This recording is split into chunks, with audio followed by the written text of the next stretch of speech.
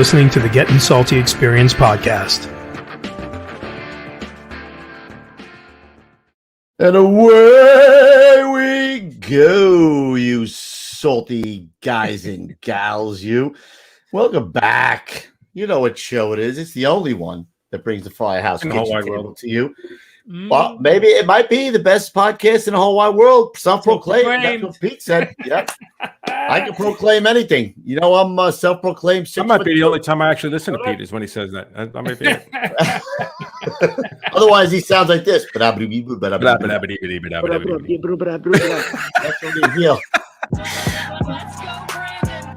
Oh, let's go, Brandon. You son of a gun. You held that one, huh? Let's go, Brandon. Whoop, I don't know what that means. What does that mean? You don't know what it means? No. Is that like a Karen? It means hashtag FJB. Yeah. If you watch anything, you see around all the college sports. You're pulling our leg, right? I really don't know what it is. They're chanting F Joe Biden. Fuck Joe Biden. So the White House is slant on it was, they weren't saying fuck Joe Biden. They were saying, let's go, Brandon. Really? I have no idea. Very quick. They were at a NASCAR game. The NASCAR race. A guy won. His name is Brandon. And you hear it as clear as day. FJB right behind it, like in full blown, right? You hear it as clear as day. And then this woman has the temerity to go, Brandon, you can hear them chanting in the background, and here she is. Let's go, Brandon! And now it's become a global. I guarantee phenomenon. I'm not the only guy who's watching this who has no idea what the hell that meant. I have no idea. All I know is that they just can't help but step on. That's the same guy, though, right? It's the same guy. Come on, man. Yeah, wait. Come on, man. Let's go, Brandon. Whoa. You know what, Pete? Before we get ahead of ourselves, we keep saying this, but can you please recite the Pledge of Allegiance for our brothers and sisters? Yeah, we got to do that. Yes, our patriotic brothers and sisters across the land. We're losing it. We're slipping. We have been slipping, but here we go, guys. Stand by. Give it. I pledge allegiance to the flag of the United States of America and to the republic for which it stands, one nation, under God, indivisible, with liberty and justice for all. Amen, brother. Best country in the history of the world. Yep, the one hanging on, man. We're hanging on. To live. That's right. Yep. I forgot to send you that information for our buddy at One Source. You mean OneSourceFireRescue.com? Oh, that one where you're gonna find all of your firefighting paraphernalia. They got hooks. They got Jamie Molino, great guys over there, man. All your firefighting needs. Did they reach the pocket yet? Did they reach the pocket yet? I don't know. You mean have they bought us a dinner yet? Like they cramp up a little bit? They got a little gate. They offered. I saw you guys flat out turn them down. They did offer. They're good guys. And it's firefighter owned and operated too. The guys are on the jail. They got everything. I saw just about everything. They have nylon. Like they have gloves. They have everything imaginable there in their booth right next to ours. So we love you guys at One Source Fire Rescue. We wish you the best. And if you guys need anything, hit them up. OneSourceFireRescue.com. I'm going to read you what Jamie sent me. I'm going to do my best Pete's version of the silky velvet voice. Shoot the J. Well, it's equipment. It's equipment. Your fire and rescue personnel with the equipment. He already sent it. He already wrote it wrong. Equipment. Your fire and rescue personnel with the equip. He spelled that wrong.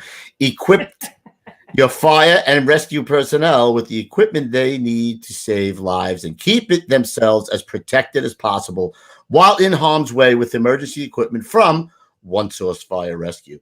So our comprehensive supply company provides the life-saving equipment emergency responders need to be prepared for any situation. With dependable quality products by reputable companies, we provide the standard of quality you need when lives are on matter. Go see Big Bill. I love Big Bill. Dude, he'll make a barbecue brisket that'll knock your socks off too, maybe bro. He'll cook a steak. I don't know. Yep. Anything could happen. Yeah. Awesome. All right. Well, you guys also know that we're brought to you by GettinSaltyApparel.com. Never heard of them. Yep, GettinSaltyApparel.com, guys, where you will find amazing hats, t-shirts, apparel of all sorts, accessories. Of course, I love, my favorite thing is the lighter, the Zippo lighter with the fire blowing at the side. It's a little like what is it? What do you got? What's it shaped like? A brownstone. A brownstone, right? I always call it a townhouse. It's a brownstone with the fire blowing out the third floor window. So, He's bougie, bro. If you guys want anything laser engraved or anything like that for Christmas, get it now. Get it now while supplies last, because there's one laser engraver and then one. Oh, there it is, and one laser engraved person, and you're looking at him right up there in the top right corner, and he's doing that all. So. Get it right now at gettinsaltyapparel.com, guys, and we appreciate your support. Also, guys, the super chat, cha-cha-ching. If you guys want to break us off a little something, that really helps us out, helps me out a lot. I'm on a fixed income. I'm on a no income. I'm on a no income. Super chat is always good for Pete, for me, but yeah, for me, really, for everybody. Don't you? All right. Anyway, guys, if you have a question that you absolutely have to have answered, hit us in the super chat with it. Also, guys, if you want to break us up a little something. You guys are our number one syndicators, and that brings me to the last thing here. You guys got to like, subscribe, and share. If you're already in the chat right now, hit like. It doesn't hurt. And subscribe to the show if you haven't. It's free. Subscribe to the audio version podcast as well. It's also free. Guys, that's the stuff that gets us out there. And if you guys like firefighting content, like the one that we're providing, and you want to see it 5 days a week eventually, well, if you don't like, subscribe, and share, I can't do anything for you. So hit us up. Like, subscribe. Super chat. Listen, the super chat, you can ask anything. You can ask what kind of vegan sandwich Pete had today. You can have what kind of coconut water he's drinking. what kind of bait? What color his uniform is? How many wives Coops he's had in the last 3 months? Everybody knows that's all kinds of things. How many packages he delivered? Listen, how many of his own package? What kind of bait he uses to get the little kids in the Bugs Bunny van? It is, bro. It's out there. What kind of lollipops he's using? Let's go, Brandon. All right, let's get our guests in here, because me and Ruffy, like, sometimes you get a good feeling this is going to be a really good show. This guy has been in some great places. His old man was on the job a lifetime ago. I spelled his name wrong. He spelled his name wrong this morning. No bueno. So I'm going to say his name correctly. It's Lieutenant Greg Picconi. Come on in. There he is. There's the man. There he is, the man. Greg. How you doing, guys? Excellent day. Thanks for coming on. We appreciate it. Thank you for having me. He was throwing names around in the pre-show like it was a who's who. You know what I mean? Yeah. Yes. Yeah. Well, you worked in some busy shops. That's what you're going to do. You're going to come across a couple of these guys. Absolutely. Right? Yes. Very fortunate. Very fortunate. Yeah. All right. We're going to talk. We're going to dive right in. I'm going to have to ask the question about how. Oh, wait a minute. You're right, Pete. That's why we have a producer. That's why we got a producer, Pete. Sometimes cut that out. when cut I'm it awake. Out. When I'm awake. Pete, what's the word of the day, bud? For all of the eagerly watching alcoholics in the show, the word of the day is cuz. Cuz. Is that like what's up, cuz, or is that cause he did that? Cuz. What's up, cuz? What's up, cuz? Yeah. Because if we say cuz, it's cuz, like CAUSE, then we're gonna have problems. So cuz. Cuz. What are you drinking there, cuz? Oh, I did it already. Hey. All right, there you go. Tito's. Beautiful. Look at Coobs. I'm not drinking. Listen, I have iced tea in here. I'm not drinking tonight because I had some friends over last night and I had a little too much, and I don't want to do 2 nights in a row. You know, I don't want Mama Kuba to get mad at me. Ellie will be sitting home watching. I'll get the phone call in the morning. You know how it goes. My favorite thing in the world is watching Gonzo and the guys at the Firehouse tell your mother, he just drinks too much. Yeah, I know. And he really has to slow down on the show. And she's like, I know, I've told him every week. All the time. All the time. Wait a minute. My mother's not Jewish like your mother-in-law, bro. Don't put the Jewish. She's always laughing, first of all. So, all right, now let's get right into it. Okay. I don't got to ask the question how you got on the job, because your old man was a legend on the job. He was. He But certainly was. let's talk about where you grew up first. You're a guy from Queens, right? 5 boroughs. Yes, I was. I was born in Jackson Heights, but my life is really all about College Point, believe it or not.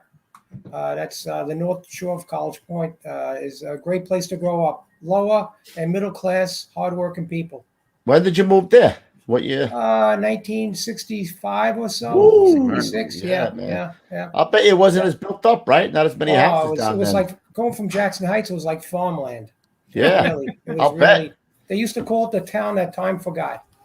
Really? Yeah, it's Wow. really, it was a great place to grow up. I'll tell you, we had a lot of sports, we had a lot of this, we had a lot of that, and it was great place to grow up. There's a lot of firemen Absolutely from College Oh, Point, my God. Whitestone, that whole College north area. Point, Whitestone, Bayside is, Right, College Bayside, Point. right. Yeah, it was College Point was like the lower tier, but we had more of sanitation, police, and fire. That was the thing. That was the big. We used to call it Blue collar, baby. Blue collar. Garbage. man. But now That's it's there's some like old they did a lot of smuggling in there, right? Back in the back in the day, absolutely, absolutely, right, because it's a water town. It's right on Yes, the it is. on the That's water right. right there. Yeah, right. So the Yeah, pirates right. used to come in and smuggle a lot of stuff in there. Yep. That's correct. That's Maybe correct. not the kind of stuff that Pete smuggles, but you know what I'm saying. Oh, Yeah. Minka. Oh. We're back on Not Pete. that that's a bad thing, Pete. Whatever you Yeah, whatever whatever you're you're But into. I'll tell you what, Whatever. it was a great town. I mean, I couldn't ask for more. It was very tight knit community, and man, oh man, what a town to grow up in. They only got one firehouse on 14th One Avenue. Right? firehouse, and they had two at one point. One they disbanded. Really? What? 296 Where was that right? It was 296 engine. It was in the middle of College Point, and then they had a double house. I didn't know that. Look at that. 297 and 130. What's there now by 296? Is the old quarters? Is the building still They there? knocked it down. It used to be like Sons of it used to be like a maintenance building. It Uh-huh. was right in the middle of a residential street, so you wouldn't even know it was there. There's an old abandoned volley house on one of those side streets. That's what we call it was the Knights of Columbus, which is now the College Point Little League building. Oh, And it okay. actually has a place where they used to go up and see where the runs came in, like one of those type. Like a watchtower type Like of a thing. watchtower, exactly. Back in the day. Yep, back in the day. Right. So you had no other big family come from No, I had no interest in the fire department, to be honest with you. I mean, Huh. never thought it would happen, but things changed, as we got older. Right. But your I- father. Even with a dad, right? Even with a dad Yeah. like yours. Yeah, you know what? I have two sisters, one older, one younger than me, and it seemed like Dad would come home beat up and banged up, and my older sister always seemed to be the one to take him to the hospital. And of course, the next day he'd get up and go to work. Yeah. That's how. So he those got things into go. what? What'd you say? 57 or 50? No, he got on at 50. I believe 53 or 54. 53. Yeah. Wow. So Iron Men and wooden ladders, as they used to say. Yeah, no doubt, man. I mean, that was a tough era to be a fireman. Was he in the service at all too? Or he went. Yeah, of course, World War II. He was a World War II he vet. was a World War II vet. And that's. And We don't make them like we used to. I mean, the list that Holy I came Christ. off of, which was I believe was a 77 list. A group of us that came off that list had the pleasure of working with World War II guys, which were phenomenal, Korean War vets, and of course Vietnam guys, and Right. us. And as we get into this night, we were so fortunate to come on the job and work with those great men. I mean, those guys molded the FDNY what it is today. Yeah, I agree with you there. Yeah, It's unbelievable. I mean, that was a those guys- badass fire department, bro. Oh my God! And those guys never said no, and they always charged. It was never reverse. It was always go. Yeah, so And if the you think amount of about that, fire- when you right? came in there, you had to almost conform to that, right? You had to without them even having to tell you that, you just would do it just to make them proud of you. Everyone's that was the most important thing. That a World War II vet or a Korean vet or a Vietnam vet would look at you and say, "Wow, that was a nice job." That was important to us. And I'm talking about that list that came out in '78. Went through where the girls came on a job, and the list stopped for like 2 years. Yeah. And then maybe to 84. Those group of guys, it was like 6,000 guys hired. And boy, oh boy, did we get a lesson in what real men are. Oh Yeah. yeah. I mean, we were so lucky. So lucky. Chief Steve was on that list, I think. Yes, he came on in that's my brother. '79. Hank. That's correct. Yes, Hank. I worked with Hank. Great man. Great guy. Yeah. He's a go. Never heard of him. You know, yeah. Hank. I got to do that every time. One of the first guys I met when I transferred to 132, he was one of the first guys that put his hand out and welcomed me. Did he have a rag that he was cleaning up the firehouse with? He had to put it in the other hand and Windex in the other hand. Windex in the other hand. Absolutely, yeah. He said, "Hey, shithead, get to work." That's what he said. Shithead, get to work. That's what he said. Before we get there, though, let's talk about your old man. He was in rail like this, 108. 108 truck, baby. 108 truck out of probie school, right to 108. Wow. And I mean, had an unbelievable career. Boy, he did it all, and they went to a lot of fires. You know, it just that's when they were a single truck. I didn't know that. I just learned that tonight. Yeah, single truck on Siegel Street. Well, yes. I think what we need to do in order to properly honor your dad is show the first photo that we spoke about, and please describe this in detail for the audio listeners. Yeah. You know what? Holy smokes, man! Yeah. My sisters who are watching the show will remember this picture. He had this in his little woodworking shop. And as a little guy, he really didn't talk about the FDNY that much, but I always used to look at that picture on his wall, and I said, "Dad, what happened?" He goes, "Well, the girls were getting dressed for a wedding, and they had to, we had a fire, and I wound up carrying a bride down." I mean, is that an unbelievable picture? That's crazy. Isn't that unbelievable? I mean, and that's look at the guy helping him out. Nobody has a mask on, and so he's got his back to us, correct? That's my father with his back towards us, with the bride in his arms. You know what's so funny is too when I see these old pictures like this, because I do post a lot of this stuff up. Not everybody had a cell phone back then, right? So to get a picture like this in the back of a building or something like that is incredible, right? It's just the timing. Nobody had cameras. Nobody was finding these things. You know what? When I was a lieutenant, 133, and a couple of guys will probably chuckle. When I was a fireman and we went to the shops or something, we'd always circle into College Point, and we would go to my dad's house, and the guys would all the young guys that were working that they would gravitate to that picture and just stare at it, right? Stare at it. Yeah, it was like so cool. Yeah, the bride was a looker. The bride was a looker too. Absolutely. Did he plant one on her? No, my dad, yes. My dad, yes. He was. Look at the hook. Look at the hook hanging on the. I saw that. Isn't that cool? I saw that. Yeah, that's such a cool picture. This may be the cool. I mean, listen, no disrespect to any previous guest, but this may be the coolest photo I've seen. And how she's coming down, like how she's going to come down there. That's the straight ladder there. That's my dad probably said turn around, you look better in this position than the other position. But that's my dad. He was a pretty funny guy. But help me with the garter. My dad wasn't a big man. He was 150 pounds, soaking wet, and he was I speak with all his buddies, and I used to take my dad to parties and this and that, and they said, man, he was some fireman.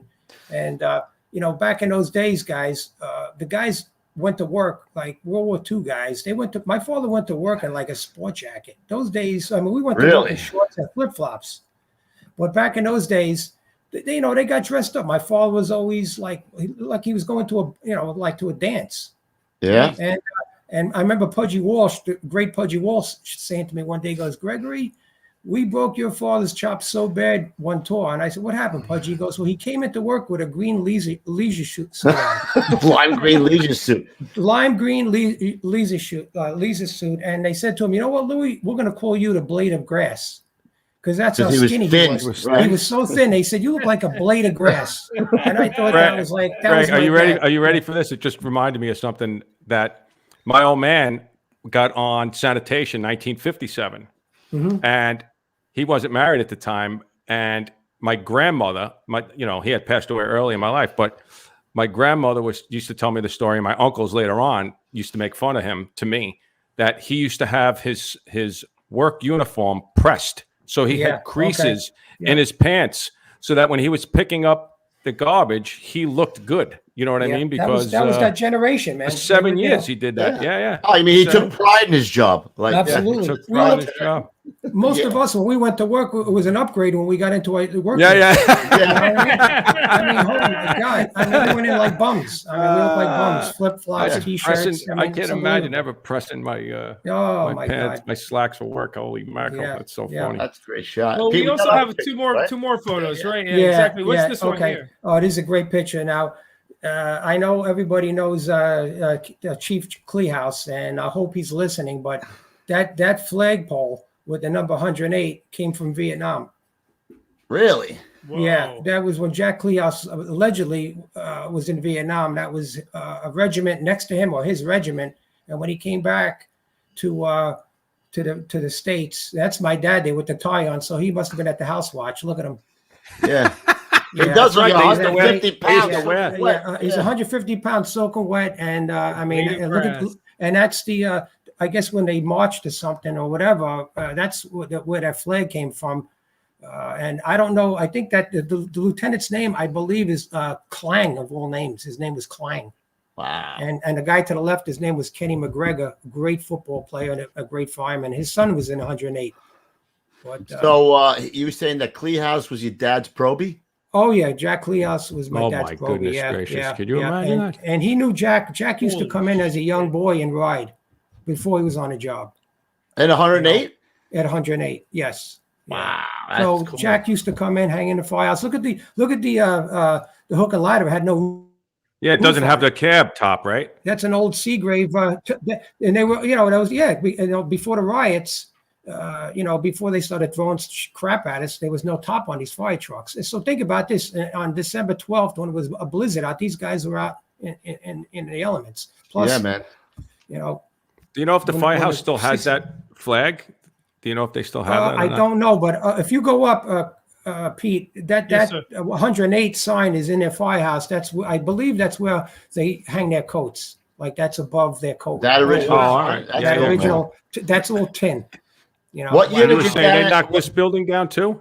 The building.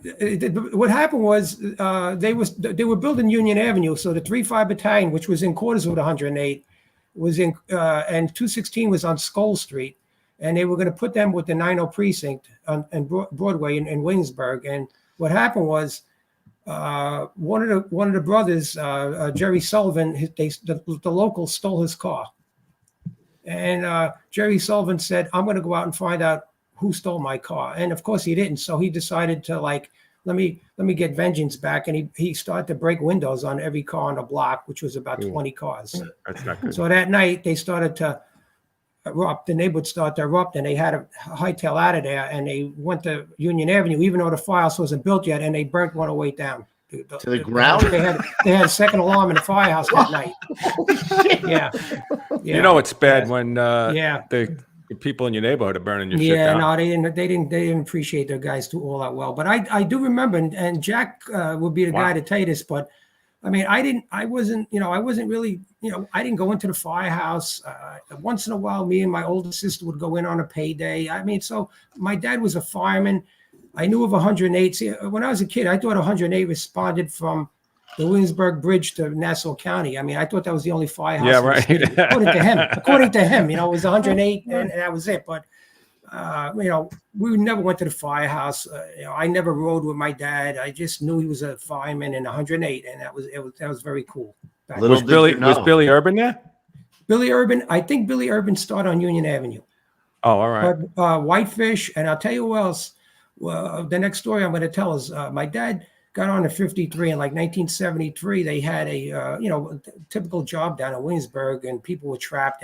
And Dad went into the top floor and was searching for people. And my dad got trapped, and he got severely burned. And what happened was he tossed his helmet out the window.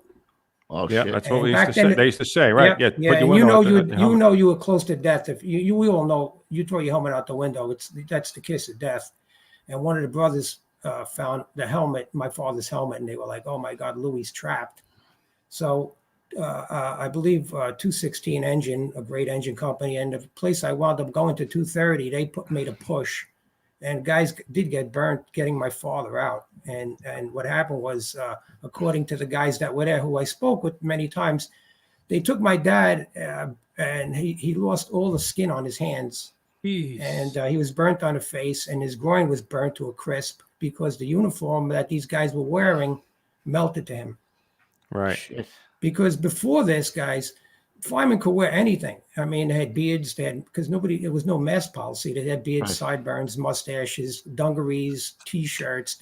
So they started to wear uniforms, and it wound up to be that uniform, the old FDNY shirt. Right, it was like polyester or something. Probably it was no good. Right. Yeah, the old FDNY shirt actually melted to him. And so what happened was Dad was out. One of the big Irish guys, Kenny Green, who just passed away, they took my dad and they put him underneath a running hydrant. And, he had no skin on his hands, and it was terrible. And they were like, what are we going to do with this guy? So they threw him in a battalion chief's car, and they took him to 2 hospitals in Brooklyn, and they wouldn't admit him. So he's in the back of the chief's car. Imagine this, Kevin. No. They take him to Manhattan, Bellevue. They wouldn't admit him. Believe it or not, listen to where they admitted him. Montefiore Hospital in the Bronx. Wow. So they gave him last rites a couple of times because, trauma and everything else. So did that put him out of the job, Greg? Yeah, it put him out of the job. He was done. They wanted to bring him back, and he would have got promoted, but you know what?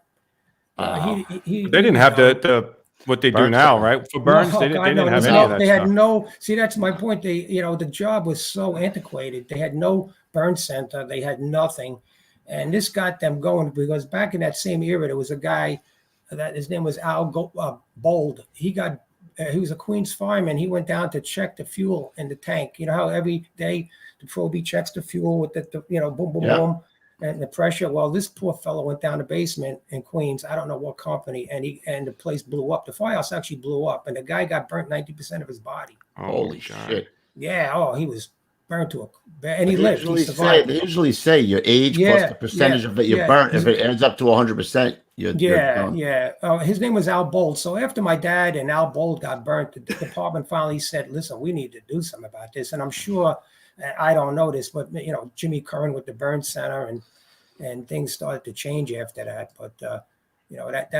that put my poor father out of the job, the poor guy. And he was brokenhearted because he came on at 53, and I was about, I guess when they finally put him out, it was like 74 or 75. And you were just coming on then, right? Pretty soon. And there we go, and then, what happened was, Louis, was when my dad was in Montefiore Hospital in the Bronx, and, my older sister would know better, but because I don't really remember, I was in high school, but I believe what happened was the battalion came to the house and told my mother, and oh my God, it was a big deal. And my mother didn't drive. We had to get to the Bronx to see my father before he died.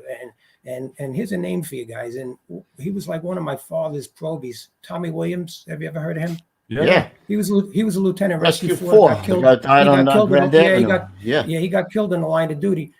He was another one of my dad's probies, as well as Steve Turnlin. His name was Whitefish, and another guy that you had a real gentleman on from 30 Truck. I think it was 43 Truck or 30 Truck. And the guy's name was Tommy. The fireman's name was Tommy Williams, and Danny Marshall. And they all took my mom back up to the hospital every day. They came to the house. Wow. And they took her and me and my 2 sisters to visit my dad. And how long was he in the hospital for, Greg? I would say about 4 months. Wow. Because they really didn't know anything about burns back then. Right. Nah. They knew nothing, and my father wore gloves, like these special gloves, for probably 20 years. Every time everybody used to go like this, he had these special gloves so his skin would grow back. Yeah, right. And that's what happened. And, and I'll tell you a good Tommy Williams story later on. But, he when Tommy Williams died that day, my father was heartbroken, to lose such a good friend, and that took care of his family to bring him up to the every damn day. Those guys were there every day. That's the real. Yeah, man. You could talk, but when you act, that's the thing. And something. And as we were talking about myself, like I never really had any envision of being a fireman, but I was like, whoa, look at these guys. Yeah. I mean, I didn't know anything about the fire department, but these guys just kept coming over and bringing my father, my mother, and my sisters and myself up to the hospital every day. I was like, wow, these guys are great guys. Yeah, no, that's it. That's what it's all about, right? I mean, what flipped the switch for you? What made you want to be a fireman all of a sudden? Well, you know what? So, there you go. You're to school and this and that. And, and nothing was happening, and they announced a civil fire department test, and like everybody in College Point, and I'm sure Brooklyn and this and that, every middle class guy took the damn test, so I took the test. And they called you. They called me. I did pretty well. I did well. I was saying you had to be in with the top of the class. Honestly, I was in the top. It was, and guys will, and I remember our list. 70,000 guys took that test, and the list was like 5,000 guys. Wow. So it was a very fair test. Unfortunately, it got protested in court and held some of the guys up a couple of years. But it was a hard physical, man. It was physical, a very hard physical. Demanding. And you want to hear a funny story? Was in College Point, there was a lot of guys that wanted to be firemen, and my dad. Everybody knew my dad, and my dad. One of our things on the physical test was a ledge walk. Right. So my dad was like, "Oh, I'm going to take care of you, son," and he built this ledge walk in my basement, and he got his old Army knapsack and he filled it up with sand, and I would do that with everything else that we were practicing. You've heard of Pudgy University. Yeah, right? I took his. Everybody went to Pudgy University. So Pudgy. You talk like this, Pudgy. But my dad worked with Pudgy forever. They were like best of friends, But anyway, so the ledge walk we'd had in the basement of my house, and I probably had 4 or 5 guys every night of the week come into my house, ding dong, all right, go ahead. The guys from the neighborhood, we didn't even know people, would come in, they would do the ledge walk, thank you, Mr. Picconi, and they would leave.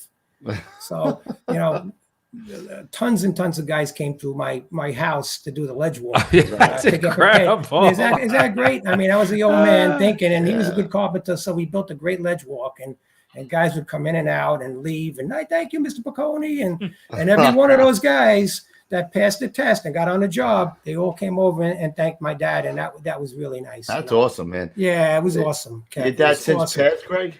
Yeah. My dad's dead probably about 10 years now. Maybe a little more than 10, 12 years.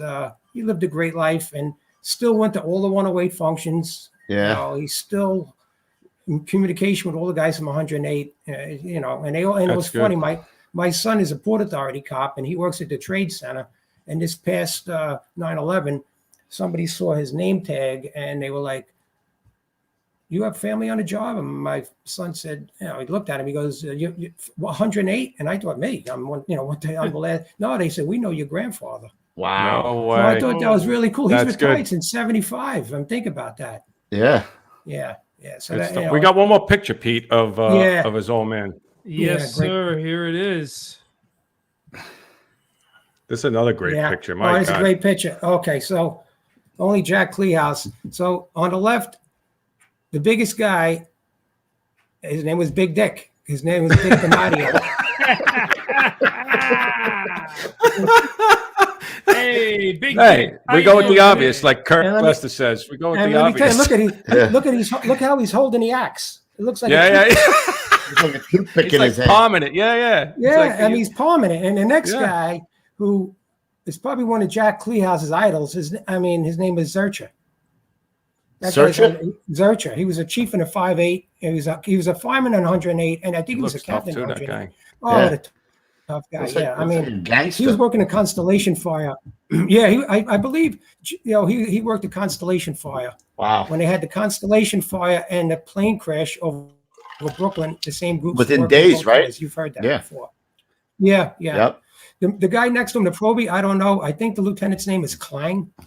The next fellow, I don't know. And the next guy is my dad. Wow. That's awesome, man. Yeah. And look at it. You know what I never noticed before? Look at it. They all have wooden hooks. Imagine. Yeah. Check that out. And what's that lieutenant got? A big flashlight in his hand? Big flashlight. Yep. Wow. Yeah. Yeah. That's a cool picture, man. That's a great shot. That's a great picture with the helmets. And look at no lines on the coat. And it's just and they all use the old sanitation. We used to call them sanitation gloves. The gloves, right? The Con Ed gloves or whatever they had, gloves, right? Right. Think about that. But that's awesome. Good days, man. I tell you. I mean, it was. You still have his helmet? I do. Yeah, I do. I have his helmet. Yeah. Nice. That's awesome. My dad's helmet that he wore for most of his career, I have, and he had another helmet that I gave to my nephew Michael. That's cool, man. Yeah. When my dad died, I think he got his helmet, his other helmet. Is your nephew on the job? No, he's a pilot. Oh, my nephew's a pilot. How did he feel when you finally told him that you got the call for the job? He was happy, man. Are you kidding me? Oh my God. So, yeah, I get called. I go to probie school, and I think it was 6 weeks or 8 weeks back then. It wasn't a long journey, but I remember and you guys went to probie school. Everybody's kind of figuring out where they want to go, and that's the talk of probie school. So we had a couple guys in College Point that were in 85 engine in the South Bronx. So they were like, "Hey, Greg, why don't you come up to the Firehouse one night?" I'm like, "Really?" And they were like, "Yeah." So I get in my car, I go up and have dinner with those guys, and I come home and I said, "Hey, Pop, what do you think if I go to 85 engine?" He goes, "Oh, absolutely. That sounds really good. I think that you'd really like it up there." So I was like, "Oh, great." So he goes, "But keep it on the QT. Don't keep your mouth shut. Don't let anybody know where you're going." I'm like, "All right." So I'm in probie school and this and that, and all of a sudden the order comes down, engine 230. I was like, "What?" Because you had no shot of going to the Bronx. You're going to Brooklyn. That's what you're doing. So why didn't he send you to 216? He didn't want. You know what? That's a good point. You know what? Good question, Kev. I thought I was going 216. There was a senior guy there that was supposed to transfer to the boats. Yeah, and right. So they would have a spot there. Yeah, they would have a spot for me, and it just didn't work out. And actually, it worked out for the best because I was 21 years old when I got on the job, a little out of control, maybe, and look at, man, all those guys that my dad worked with, it's only 4 years away. They were all there. All those guys I knew since I was a little guy were working at a firehouse. So I needed to be my own. That's the same battalion, Greg? No, but that 108 was in with the 3.5. Right. Yes. And don't forget now, Louis, and I know you covered through there. The truck we ran in with was 102. It was unbelievable fire company. Always. The best. I mean, and the 3-4 battalion at that point. I didn't know if you knew that there was a battalion in there. I didn't know that. The 3-4 battalion and 209 engine. That I knew. 209 to 3-4 battalion, man, and 102 truck. Really? Yeah. And then the 5.7 was right down the road, like well, that. No, the 3.5 was right down the road with 108, and the 5.7 was with 235. Yeah, but you were saying if the 3.4 was with 102, that's pretty much right down the road from the 5.7. Right down the road. Right? I think about it. Yeah, I mean, we ran in with the 3.4 and the 3.5. We really didn't run in with the 5.7 all that much, although that was our battalion. Yeah, that's weird. Yeah, it was weird. Weird. I mean, they think about this. 102 had the tactical unit at night. 230 had squad 3. 217 had 2 sections. I mean, I can't even imagine what that must have been like. How about this one? Oh my God! And how about this? 230, we had 24 boxes. 24. That's 24 boxes. That's it. 24 boxes. Incredible. I mean, that's unbelievable. 24. I think 209 probably had less boxes than us. That's incredible. It really is. It really is. Insanity. I mean, we were like, they called it, trunkless triangle. I mean, we had engines upon right. Triangle. Yeah. And when we get into 230, I'll give you a couple good stories. But so I go to 230 and I have no idea where it is. And my dad says, "Listen, son, do me a favor, get in there early, and your first day, get in there early. Don't be a jerk. Try to you know how it is, right?" Yeah. I get to the firehouse. Keep your mouth shut. Keep your mouth shut. And I think I did that. But so I get to the firehouse. The tour starts at 9:00. I get there at 6 a.m.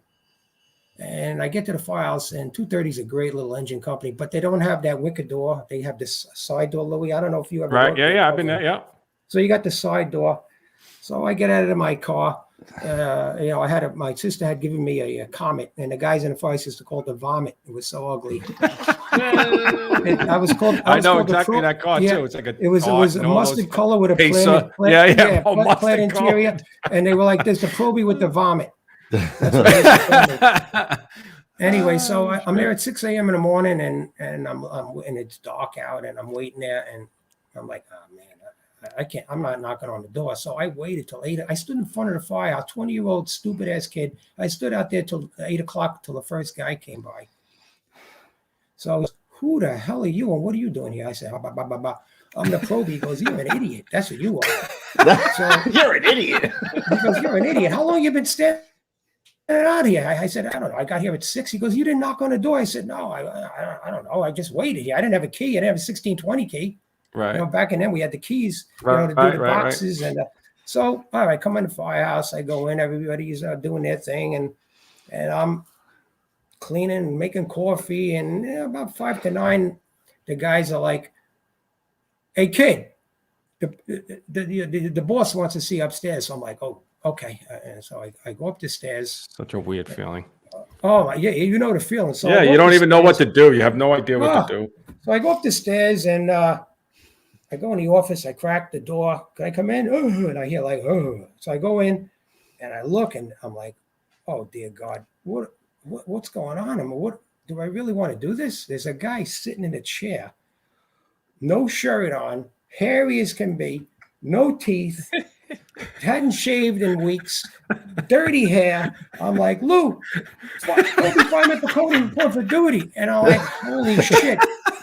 I'm looking, and all of a sudden the lieutenant goes, Rocco, get out of here. It was a guy that lived in the basement of the firehouse. The guy sent him to the office. They did that to all the probies. Yeah. I love it. But you never heard the name Nicky Rocco? No. He was like the local buff. Bum. He was like bum that lived in the firehouse of 102, 237, and 230. Oh my God. And that's where he used to, that was his life. And he worked at the supply store. So if you worked in that area of Brooklyn, everybody knew Nicky Rocco. Right. I thought he was the boss. I was like, oh my God, what did I sign up for? I want to go home. Great. I want to go home. This is not good. Yeah. So I was like, oh dear God. So that was my first taste of the firehouse, and everything worked out pretty good. I had a very, very strict captain. His name was Arthur J. Parinello, and if you worked in that neighborhood, you would know him. And as a probie, you had a reading assignment before anybody else did, and you did the brass every day. You took all the fittings out of the rig and shined them up, cleaned them up. You did the poles every day. Yeah. He told me you did the poles every day. You did all the brass, and you went up on we had a Mac, and we went on the top of the Mac, and we with a Brillo pad, because we had a lot of probies, and we used to clean with a Brillo the cover. I mean, that's what we did. The probies never sat down for 1 minute, ever. I'm surprised. I don't ever really heard too much about the guys reading, back then so much. That's good. Arthur Parinello, he was a very stern, very fair, tough guy. And you had a reading assignment back then. Before, he's the guy that actually brought it to the job, and it further. It seems like, and he was the guy you never really hear that before. And he was the guy, I think it was him or Sandy Maggio, who Rocco from Rescue 2 mentioned that at the probie patch they had the number of the company. Remember, it used to say right. Every fireman, right? I think it was either Sandy Maggio or Artie Parinello had them put the company in, at least so you knew where the probie. Was. Right. Most of the time you'd be saying to the guy, "Where the hell are you from?" Right? You never know where the heck the guy was from. But like when I worked in the 5-7, we mostly ran in 108, 102, and you kind of start to know everybody and this and that. But before you and guys that I went to probie school, 3 months on the job, they had 209 or 214, and they were already having but not us. We had to wear an orange patch. And what happened, I'll tell you a funny story. Before you got off probation, Arthur, Captain Parinello, would come down and he'd give you a test. And if you passed the test, he gave you the 230 patch. And all the guys, all the probies, we studied, we did I knew every fitting like blindfolded. Towel ladder, here you go. Here's this Bella standpipe. This we knew. All the guys knew everything. So he comes down the stairs and he has his captain's hat on with all the scrambled eggs to intimidate you. So, all right, Mr. Picconi, are you ready for your test? I'm like, yeah, Cap. He goes, you sure now? You're ready? Because if you fail, you don't take the patch off. So I go, no problem, Cap. I'm ready. You're confident. He goes, here's his first question. If you're going to draft water and you add all the little holes up on that drafting tube, what do they add up to? Oh my God! What? He goes. I go. What? You got of all the quiet? He goes. Okay, you failed. So figure another 2 months that you got to wear your badge. Oh my God! Like, oh my God is right. Oh my God. So that was like and all the guys, you go in the kitchen. How'd you do, kid? I failed. Oh, they laugh at you, but it was he was playing with. But back then it was serious. You wanted to get that patch off. Yeah. Gad, Ruffy, you ask him. How long did it take? Yeah. Okay, so that's a great story because my first day tour, I think we had like a mattress with 108 or 102 and this and that. And back then, you heard this many times, we all worked straight tours back then. No 24s, that was out of the question. Probie or not. Nobody worked them. We just did straight tours. You were in this group, that group, whatever. So my second tour in, I meet this guy. What a man. He reminded me of Dick Butkus, and he was actually the linebacker for the fire department football team. His dad wrote Ghetto Firefighter, and he was a lieutenant in the fire factory in Harlem. Great outfit, of course. His name was Harry Ahern.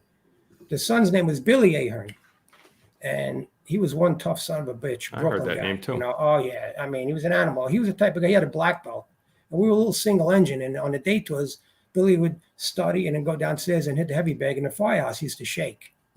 That's how tough he was. Yeah, I mean, he was a legend. I mean, Billy had his own bowl. It was the Ahern bowl. He had his own utensils. They were like bigger than everybody's. He was just, that's the type of guy he was. I mean, he was just Billy.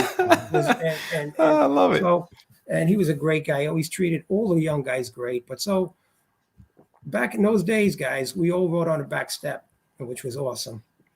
And that was one of the things. Before I get into our first fire, we all rode on the back step. And in 230, we were able to cheat because there was a toggle switch on the apparatus door, on the face of the apparatus door. So we rode on the back step, one on each side. You were able to slap the while you were on the rig? While you're on the rig. So the nice.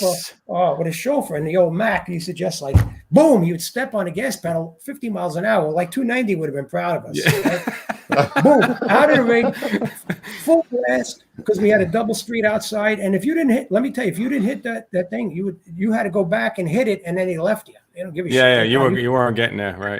But there was two toggle switches. So Port 217 at the time, the V would tell you, they had to do the chain. So right? You could beat them. We could beat them into their home box. And we did. 216 and 108 had the battalion. That was before bebop and engine ladder. So, right, you know, right. I hope it's for the truck. Hope it's for the engine. Yeah, right. 102 had the battalion and 209. I mean, we would beat everybody into their boxes. It was unbelievable. We had such an advantage over these poor other companies in that little area that we went with 24 boxes. That's freaking awesome. Isn't it awesome? So we get on the back step, and the funny thing was when we had the rig, you took your turnout coat and it was on a hose bed, and the mask was on a hose bed. Okay, because you're on the back step, and the other two guys sometimes would be outside with us or inside with their mask, with their 4.5s. And if we got it, and we go to the box. You've heard that story many times, right, with the mask. So because the spare rigs didn't have the fittings for the new mask for the 4.5s. So if the rig broke, you went back to the old. Everything was old. You know what I mean? You went back. Yeah. It's the 70s. Us and what I heard back in the day and was us and 290 were the first companies to get aluminum fittings on the hoses. Everybody else had the brass with the little knobs on them, but us and 290 had the different. Use a different spanner on it.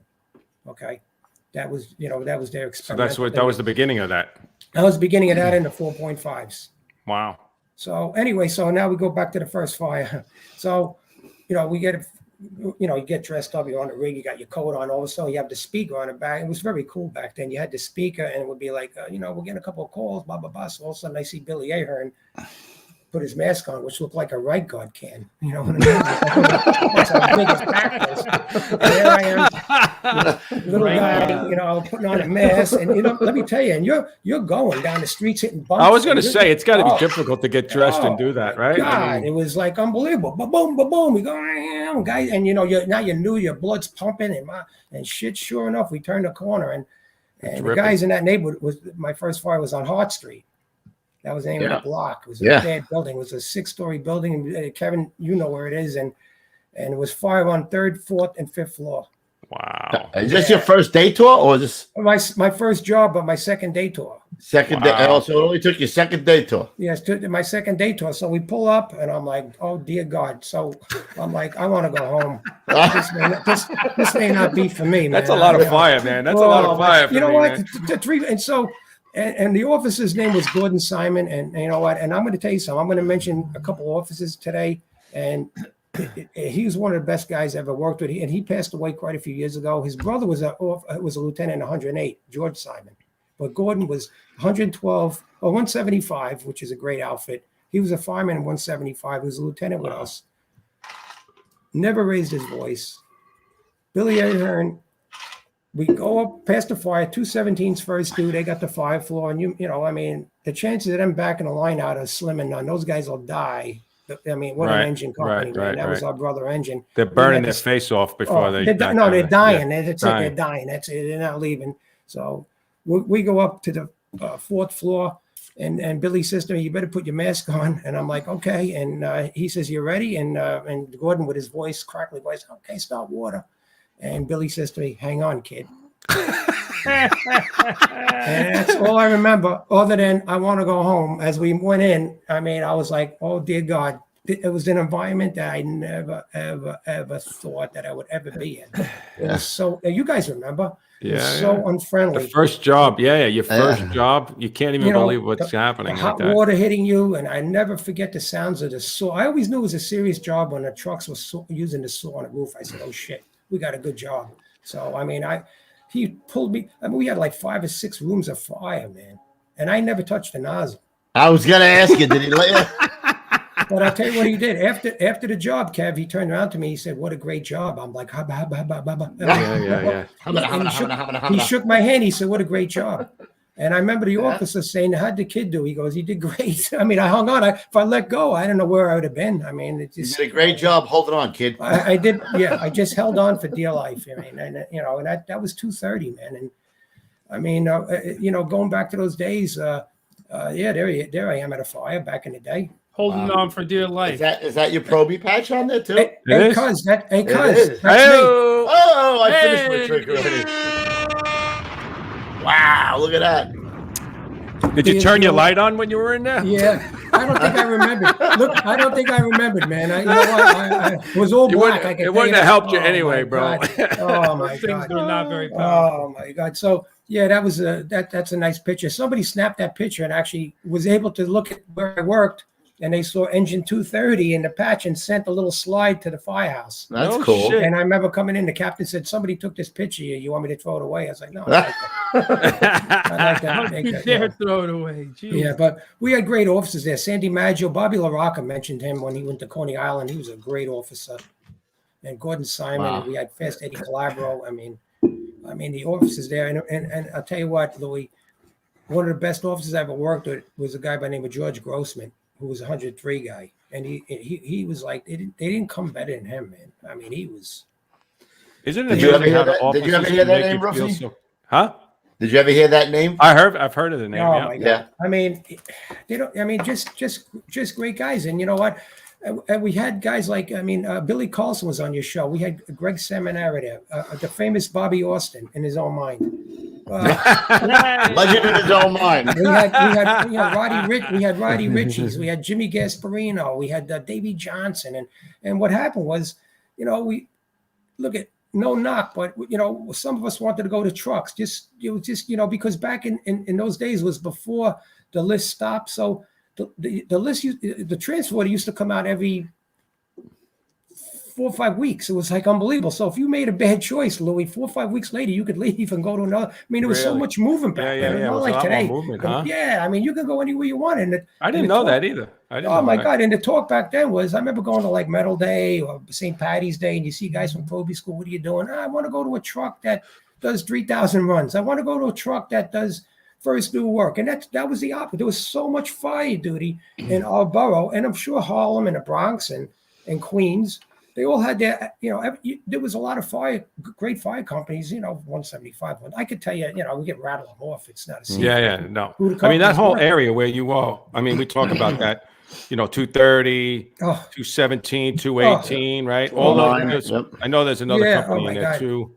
27, right? So yeah, we didn't really run out. That was more Brownsville. I mean, we were Williams. Right, but if you look at the map, that whole area has a circle of engines around it, right? 235, 216, 235. I mean, and the good part, we were in a 5-7 battalion, and we had 3 single engines: 217, 235, 230, 214, and 111. It was awesome.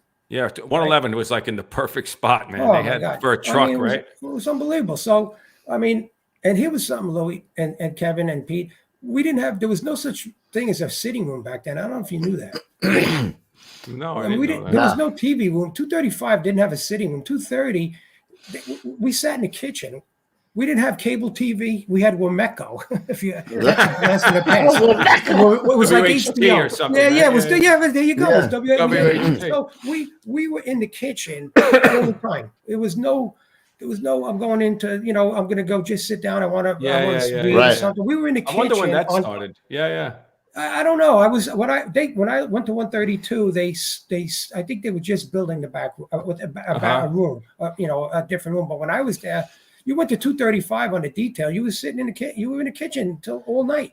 That's what I try to say to people. Like the kitchen table is where everything happens, man. Yep. Everything happens. Solve all the problems of the world at the kitchen table, man. I mean, there was no, everybody was there. There was no escaping the abuse that you were going to get. I mean, it was just, where are you going to run? House watch? You couldn't go anywhere. I mean, all right, exactly. Nobody did. We all, house watch came in the kitchen. There was no bebobs, there was no engine, all that crap. It was just good stuff. And you had on Richie Dumeg. We used to interchange with 224 engine. Like every couple of nights we would be down there, and it was WRI back then. So we would beg the offices, don't take a mark. Well, we were all young guys. We want to go to fires, and we would be like, Luke, please don't take a mark. No, we're taking a mark because the more runs and work as you did, the better chance you were going to continue on the interchange. Right. I got you. If you didn't have a slow company to come up there, but yes, and then Richie will tell you that he caught more fires in 230. Richie's a good man, and I knew him in 113 when he transferred to 113. But I mean, that's where those guys got a little bit of a taste of the job, was coming to 230. And after we stopped going to 224, we went to 206 for a couple of years. Every third night. So yeah, I mean, that's what we did. I mean, it was awesome. But for us young guys, we didn't want to go down there. Nah.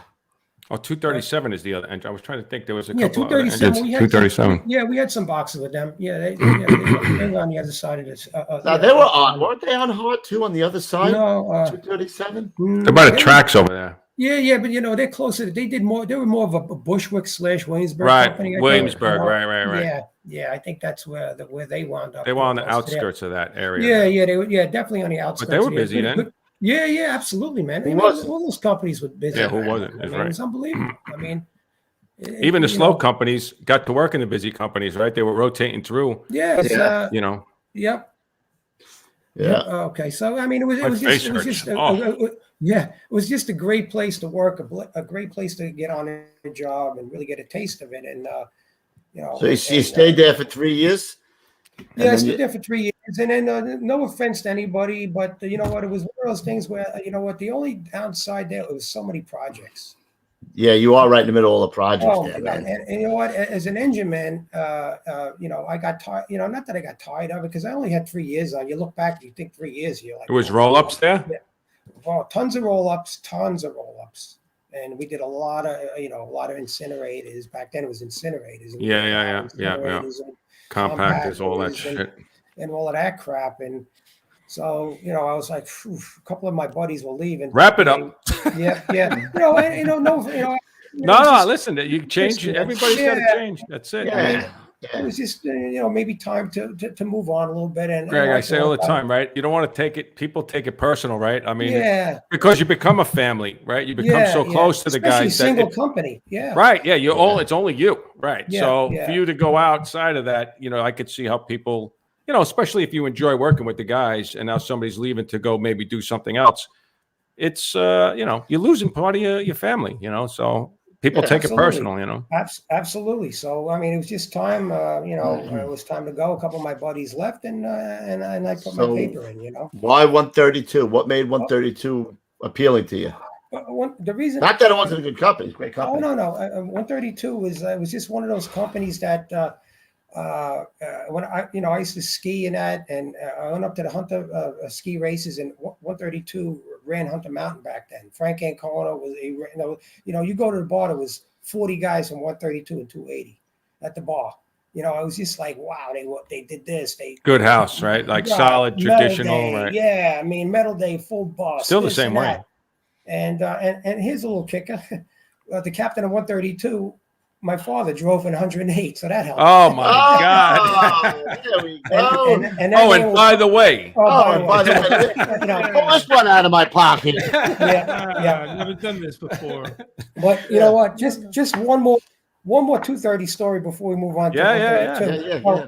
So I'm in 130. I'm in 230 now, maybe 6-7 months, and you start to single engines. You start to know everybody. Now I'm able to go into detail, and I would take all the details up to 111 because it was just double house. It was a 111.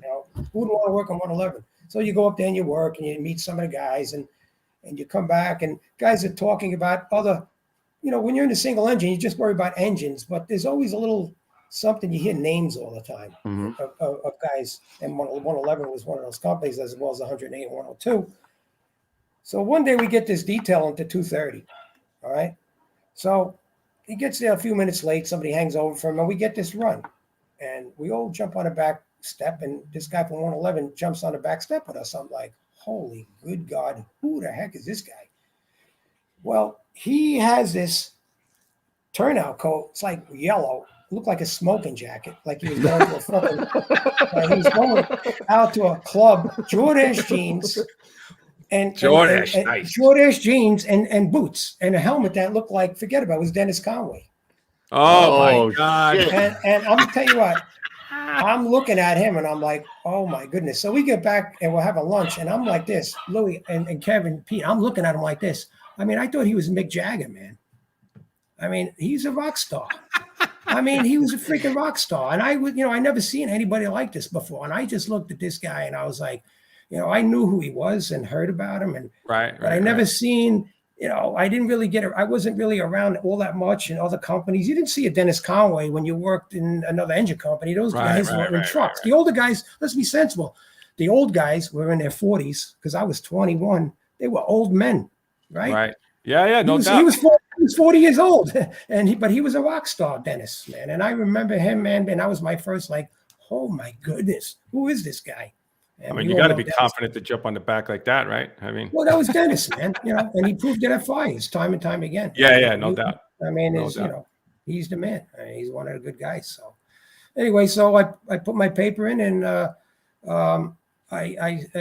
old man. Oh, we're gonna hold off on that one because that's a good. Yeah, we're gonna. Right. Yep. So what happens is, we'll come back to that. So I put my paper in for 132, and my dad says, you want me to make a phone call for you? And I'm like, nah, Dad, you know what? I'm thinking like I'm some big shot. I got 3 years in 230. Little did I know what a shithead I was. So, one order goes by, no transfer. 2 orders go by, no transfer. So that's bad. That's bad. That's bad. Because when you have the paper in, and you don't go right away, it kind of lingers around with the guys in the house, right? I mean, so the other captain, remember I told you, Paranello, had transferred to another truck in the area, Tower Ladder. And he says to me, Mr. Picconi, what's going on with your paper? So I said, nothing, Cap. Eventually I'm going to go to 132. He goes, you have one more order or I'm going to take you and put you in my company. I'm like, oh no. I went home. I didn't say anything to him. I went home. I said, Dad, make a phone call. I don't want to go to that company. I want to go to 132. And he called up, and then I was the next order. I was at 132. Nice. Which was incredible. Was there one Henry Mollet there at the time? Or that was before? Henry was there before me. Great guy. One of the first guys that I met when I walked through the doors. But I have to say this about 132. And this is the God's honest truth. 280 is 132. Engine 280 was like one of the most confident engine companies in their own skin that I'd ever seen. Like a lot of double houses, the engine is always like the stepchild, younger brother. No, not 280. 280 was incredible. I mean, and it started at the top there. I mean, we had this, the captain, his name was Rolfing. Now, don't forget now, the 280 and 132 was 2 separate houses. They had 2 separate house watches. Really? I didn't know that either. Yeah. And they had 2 separate house watches, 2 separate picnics, 2 separate dances, 2 separate house watches. So, I mean, they didn't really do a lot together. but they had two great captains. Captain Rolfing, who was incredible, man. I mean, he was a lieutenant 44 truck. Okay, so that tells you something right there. And he was the captain of 280, and he grabbed Joe Bruza, who was the captain of 132. He says, we gotta do something about this. And one night they started knocking the walls down. And they did that. They knocked the walls down and made it one company. Wow. But I mean, it started at the top. And when did that happen? So that was the early 80s. That was, you know what, Hank saw that whole thing through. I got there as it was being finished, you know, because what they would do back in the day was they had so many young guys in the engine that they would take their lunch and go across the floor and eat with the truck. Yeah, 117 did the same thing. Yeah, right. And then the truck would go to the engine. So finally they were like, let's knock the wall down, you know. So Teddy Rolfing, excuse me, he was like one of the greatest officers I've ever met. I mean, when I got there in the truck, I mean, we had a job one day and they were like first due, and all of a sudden, 6-story walk up, and all of a sudden he comes out of the 5th floor. I'm like, oh my God, what the hell is this guy doing? We got back to the firehouse. I said, Cap, what are you doing? He goes, hey man, I know the layout now. You've heard that a million times. Yeah. But boy, I never seen it. Right. I've never seen it. I mean, and then we had a lieutenant there, Carmine Regano. Man, forget about it. He was there like 100 years. I mean, he was a 56 truck guy. So see where the numbers are all coming from, right? Yeah, right. I mean, he was one of the greatest officers I've ever seen. I mean, just a great guy. Well, he did a long time in 290 and 103, by the way. And never heard of it. Bounced around. Yeah, no, seriously. And what happened was, for some reason, it didn't work out for him, and he wound up in 280, and he probably was a lieutenant there for 20 years. Is that right? Yeah, it was the whole package. I mean, you know, when Carmine was working, you were going to go home in the morning, and that was the most important thing to most of us. Right. Now, when you get to 132, I assume you got more than 40 boxes, right? Because they had a bigger area there. You know what's funny? I went into the house watch, just a few things about 280. I mean, there was a guy there named Joe Revere who wound up being a lieutenant in 232, and he kicked ass. He didn't give a shit who you knew, who your father was. He just slapped you around, not very, really. Yeah, but he made those guys pull your weight.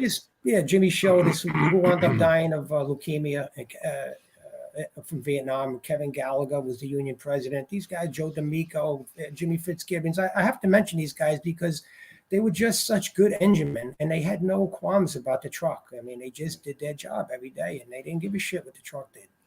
And I had a lot of respect for those guys. And there was another guy there, John Dory, who we used to call the green fly, because all he did was bother people and eat crap. And we called John Vigiano Jr. We called him the black fly. All he did was eat crap and annoy people. So but those were two guys that just were annoying as shit, but two great. John Dory was incredible. So yeah, go to 132, and just the guys there. With Hank being one of them.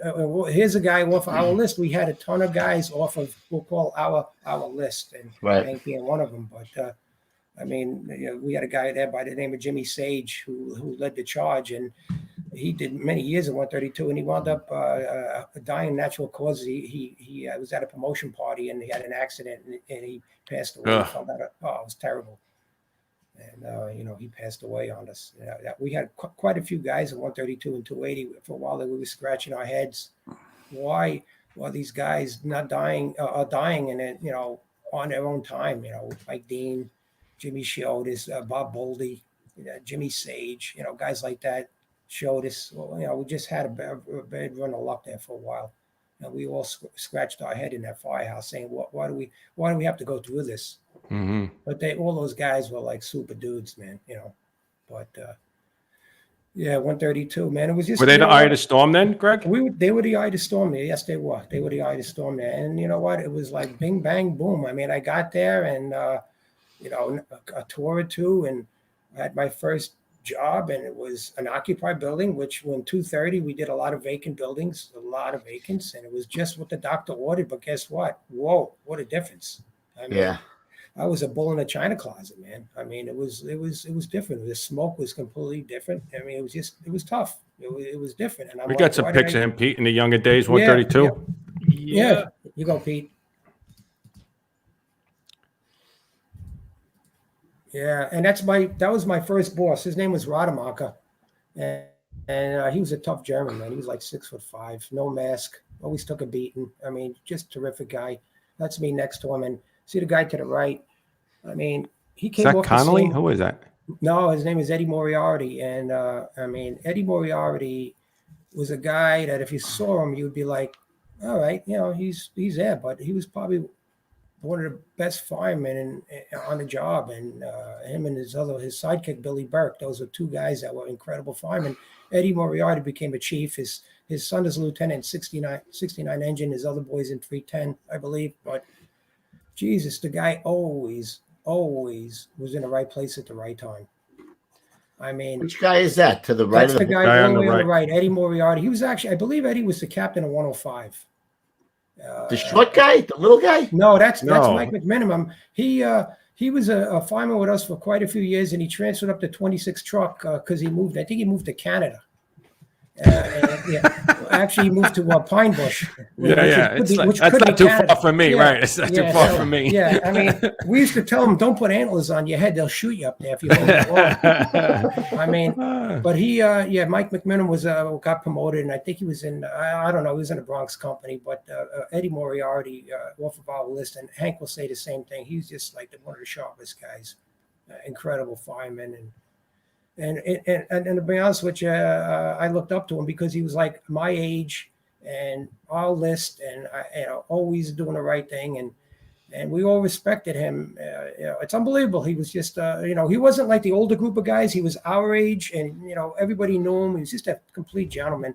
And his other buddy, he's not in that picture, is Billy Burke, who was Eddie recruited him in 105, which is another great house. We ran in 105 quite a bit back in the day. And Was he the captain? Captain of Rescue 5? That's exactly right, Billy Burke. Right, Billy's a good friend of mine. I just got his number today. Somebody told me to give him a call because we're looking for Staten Island. Tell you what, don't get him upset. He'll drive to your house and want to fight you. Trust me. That's kind of like me.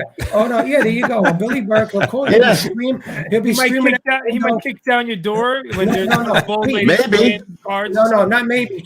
Definitely. That's Billy Burke don't take no shit. I heard guys like that. Yeah. I mean, he's and that's our old Mac. Like you had the guy on from 30 Truck, Nick.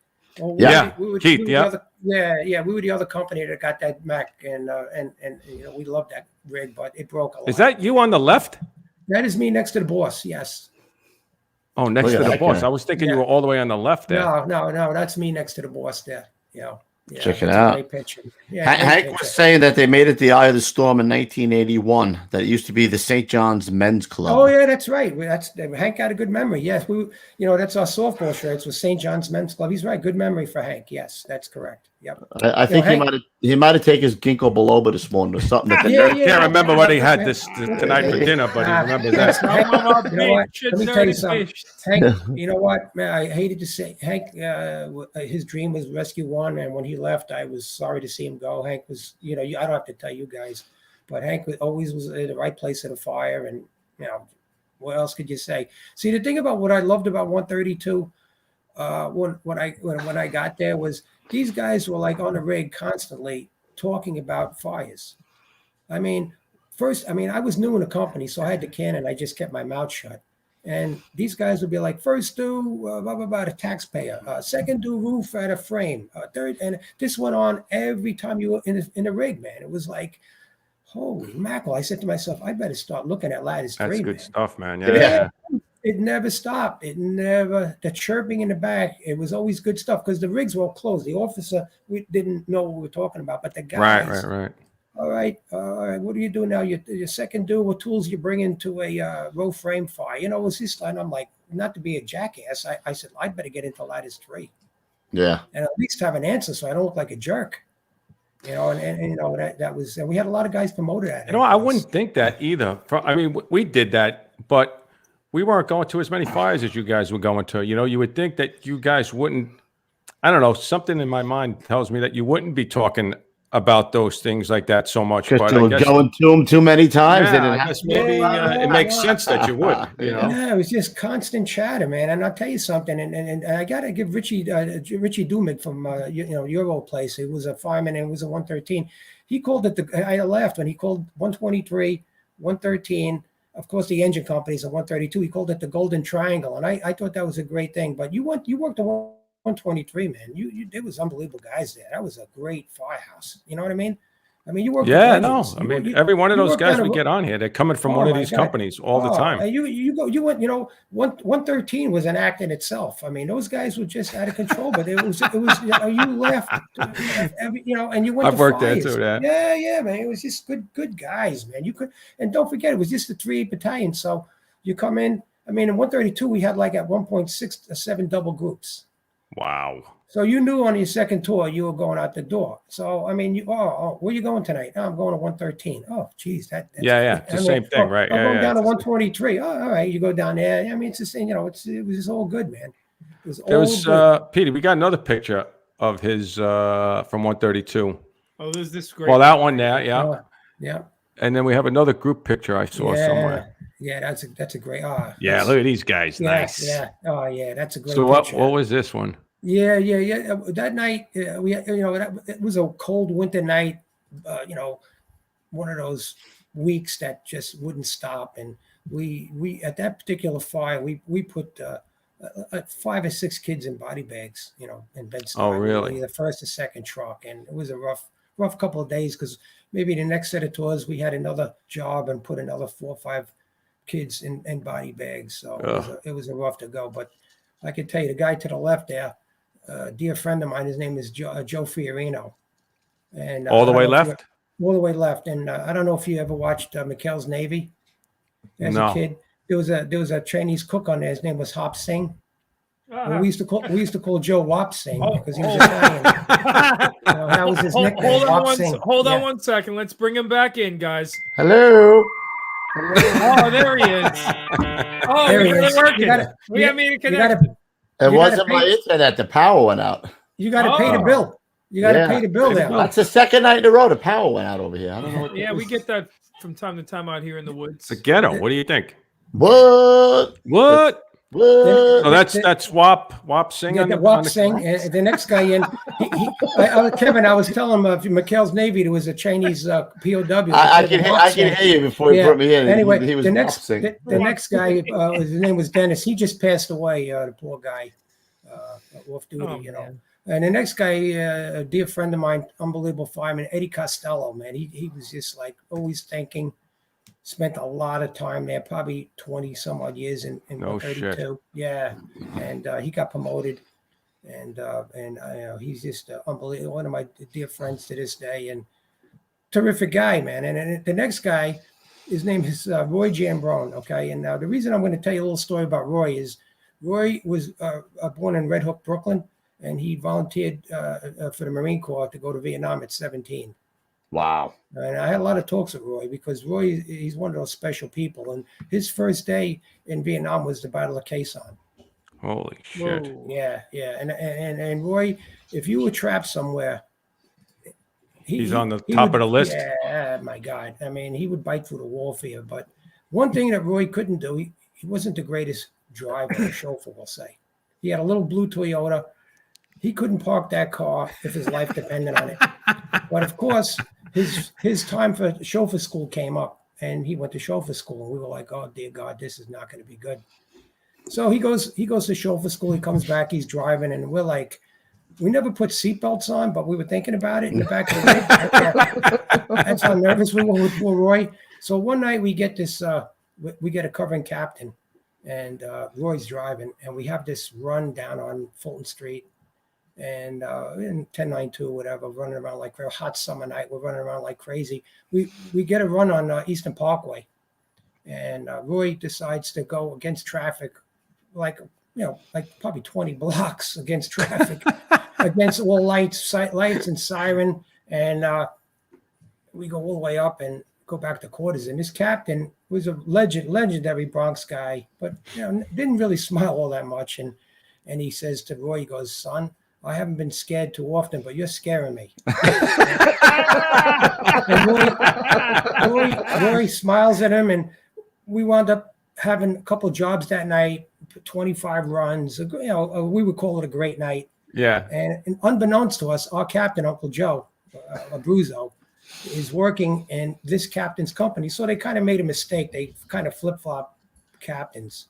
So Uncle Joe comes in the morning, and this captain is in the firehouse, and I'm not going to say his name, but everybody knows him. He worked with Calamari up in the Bronx. I'll say that. All right. Yeah. All right. You know what I mean now, right? Yeah. And he's not the most smiley guy you ever met. Am I right? You could sneeze it if you want. Yeah, you could sneeze it.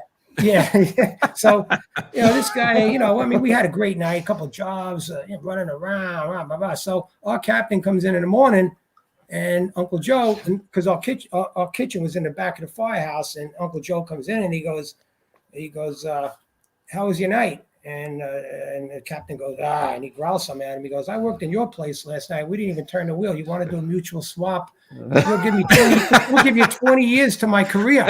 This guy got up, went out, slammed the door, and went into the parking lot, and we were giggling like little school children. Yeah. And Dennis Conway called us and said we had a great time. That was a great, there you go. So you know who it is. Yeah. That's freaking great. Awesome, man. Great night. So that's me next to, and okay. So the next guy is, I could write a book on him.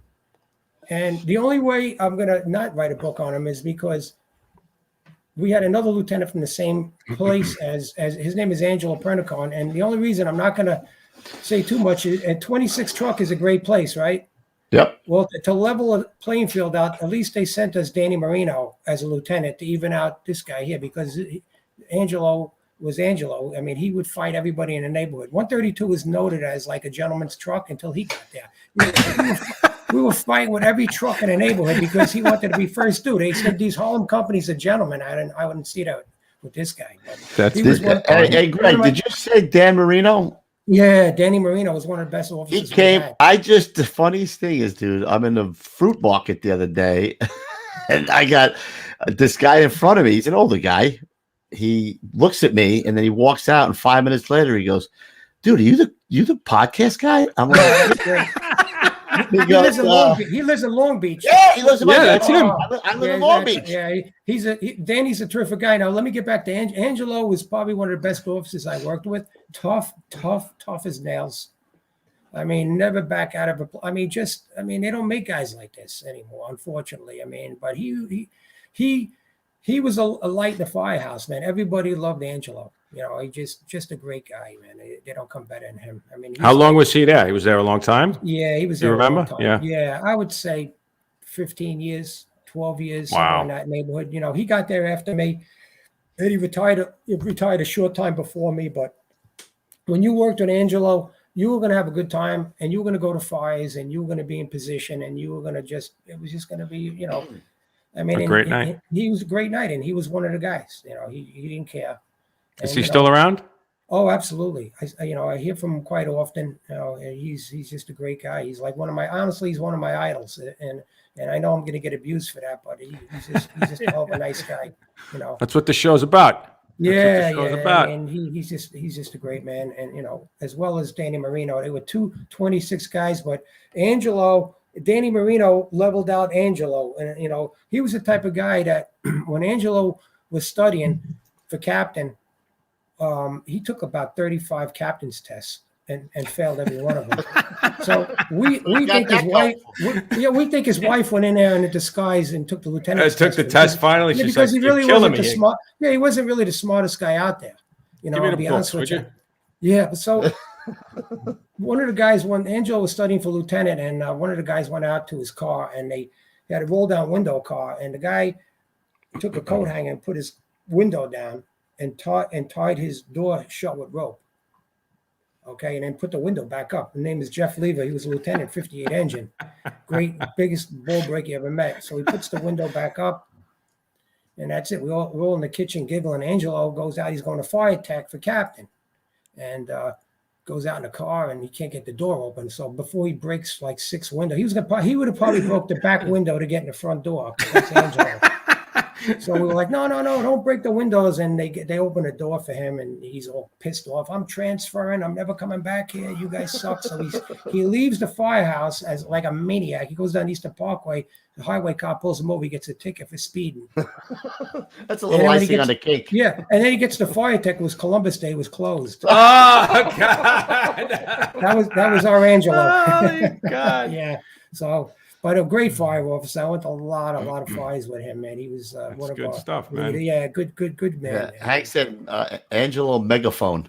Megaphone. That's the Harlem Marauder, we used to call him. Yeah, Lieutenant Megaphone. But all the other companies hated him. I mean, it was, we were like, Angelo, we love you, but everybody else hates you. It's good. But yeah, it was. It levels everything out. Yeah, he would have been like a perfect guy from 103. Yeah, right? I've been hated my whole career. What's the problem? Yeah, there you go. I mean, that's the type of guy he was. But guess what? It was important. He was good at a fire. That's it. That's all that matters. That's all that matters. Hopefully.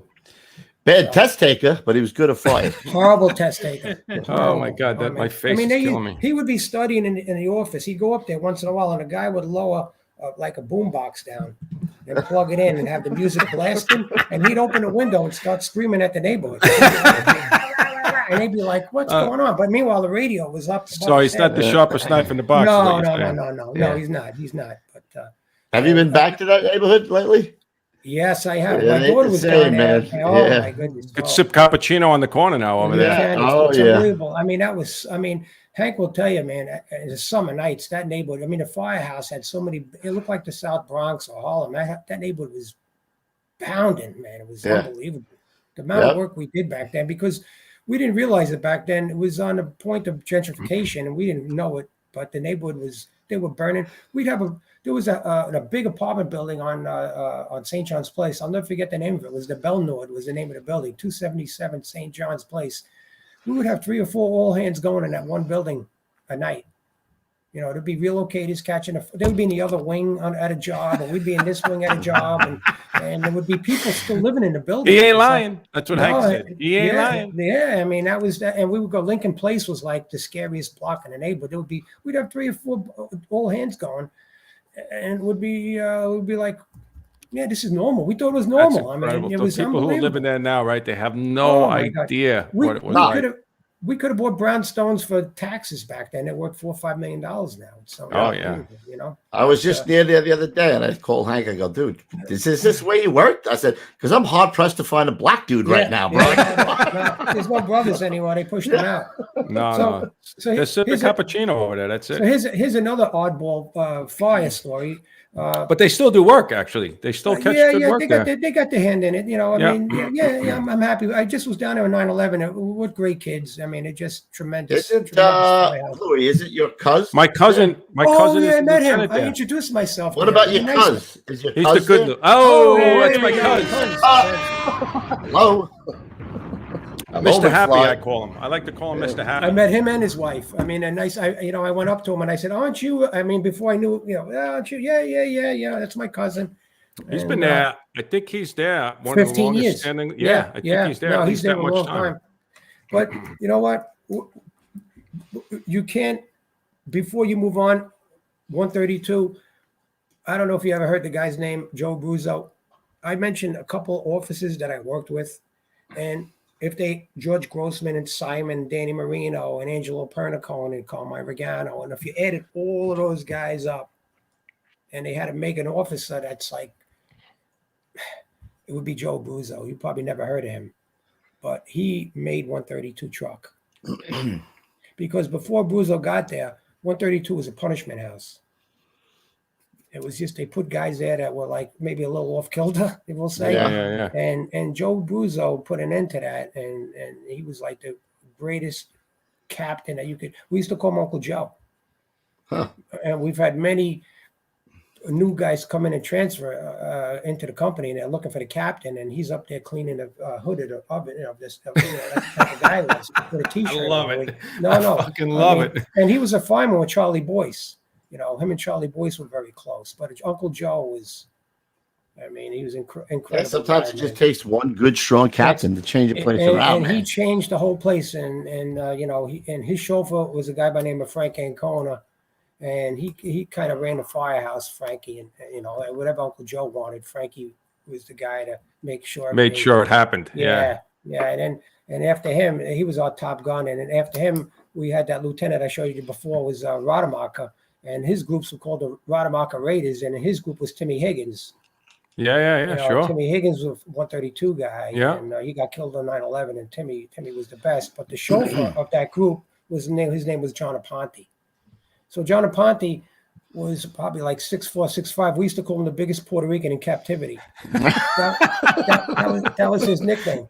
So John was one of these guys that you went to a fire and you made a mistake. He just gave you the look, man, and you were like, "Oh my God, I want to go home."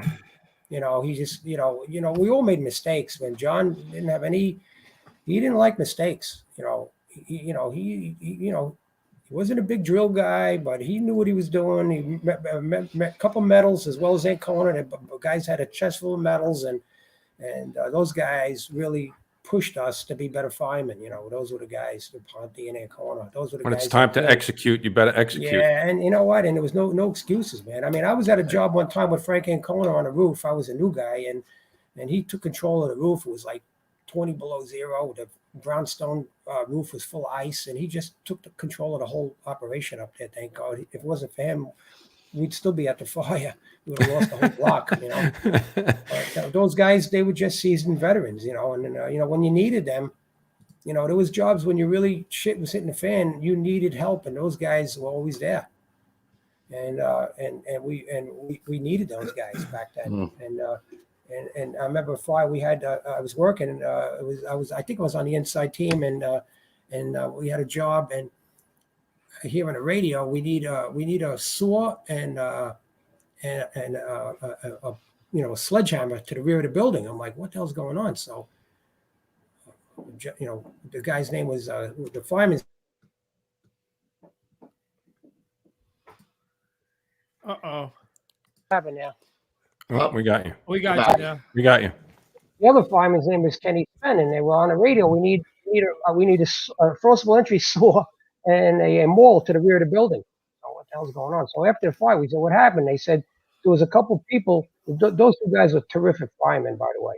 And they had a couple people trapped in this apartment. And what they did was these people had a hose for a vacuum cleaner. They punched out the glass. Oh my God, they were breathing out the glass. Air. Yeah, they were getting air from the vacuum cleaner hose. Smart move. So yeah, that was smart. And Scotty and Sven, they had gates on both sides, and Scotty and Sven cut the gates and got them out. People out. No shit. Imagine that. Have you ever heard such a thing? No. You couldn't even make that story up. No, you can't make that up. And that was a big joke in the Firehouse. I mean, I think they put that hose around their locker, or of course. Why? Yeah. Where else would it go? I mean, but those two guys were frickin' fracked. Those Scotty Fox and Kenny Svenson. They were terrific firemen, man. They're unbelievable. All right, so Greg, we're getting a little long, so we want to save some time for 133 because I think we're gonna. Okay. So you get promoted in 5 and 97, right? And that's when they're putting together. Did you work anywhere else before they put together 133? I was very fortunate when I got promoted. I got assigned to the 5-0. Okay, and so that's 5-0 is a great battalion, as you guys know. And I'll tell you something, man. Those companies out there, I mean, they are out. I mean, they're unbelievable companies. 150. 126. Oh, those guys are great companies. 155. 165. They're all. I mean, those companies have been. Those are such good fire companies and just great places to work. I mean, I bounced out there, and I had 20 years when I got promoted or close to it, and I was like, I died and went to heaven because every tour I worked with those companies and the engines, of course, all of them, 275, 303, 311. What companies, man? No problems. All the guys, they're sharp. The kids are sharp. They want to go to fires. I mean, it was great. Calamari was a lieutenant 150. It was all guys from Brooklyn out there or Bronx. But that seems to be like the case. Like if you got promoted to 15th Division, that's where guys ended up, gravitate. Down there. You know what I mean? Just because there was work there, and a lot of guys know each other, so they, they get the guys to come there. I loved it, man. I mean, I love that place. I love Queens. Queens is a great place to work. McVeigh said, "Hello." You didn't say 275. Hello. Now you see it. Now you don't. They say it at the end. Merit magic. You see it. Now you don't. Yeah, no, that was in. I actually did one of my first vacation was in 275. Who said something about 275? Tuggy. Mike McVeigh. I worked my first vacation in 275. Tommy Lyons welcomed me at the door. Tell him. Yeah. Did you have to get Mike off the couch when you got in there? No, Mike was full energy, man. Good. I know. I'm kid, just man. kidding. Yeah. He's good people, man. It was good company. So, Yeah, that was so when they decided to open up a truck, I was bouncing around out there. I was like, this may be a good spot, you know. Right. So the word got out and guys put in for it and this and that, and so all the lieutenants. I mean, it was a bunch of 25, 30 lieutenants put in for the spot, maybe more. I don't remember. And we all had to go downtown to Metro Tech to get interviewed by Von Essen, the chief Commissioner Von Essen, Chief Feehan, Chief Gansey, and they're going to make the story, who has weight, who don't have weight, all that stuff. So the night before my interview, the little birdie calls me. Okay, the guy with the Jordache jeans. Yeah. Yeah. So I mean, God bless him. So he calls me up. He probably doesn't. I hope he's listening, but he probably doesn't remember this. So he calls me up. He goes, "Listen, asshole," he says to me, "You're gonna get the spot. Keep your mouth shut." I was like, all right, everyone wants to keep your mouth shut. What's going on? Yeah, I don't know. That we can't do. There's no way. And you hung up the phone and made a phone call. No. Well, I'm like, okay. I get dressed. I go down to Metro Tech, go on the carpet, and there's the commissioner and all those big chiefs, and they're into talking this and that. And I'm like, oh God. And finally, Commissioner Von Essen gets my folder and he goes, "Are you kidding me?" I was like, "What's the matter, Commissioner?" He goes, "Look at the size of your medical leave folder." So I'm like, "Yeah, so?" And he goes, I can't put you in this premier company. How did you get so much medical leave? And I said to him, "Commissioner, you've never been in a busy company?" So he takes my folder and he throws it in the garbage. And really? At the end of it, he threw it right in the garbage. I walk out and Chief Gansey goes to me smoking a cigarette. He goes, "Oh, you're done," and he winks at me and I leave. And then of course I got the spot, Well,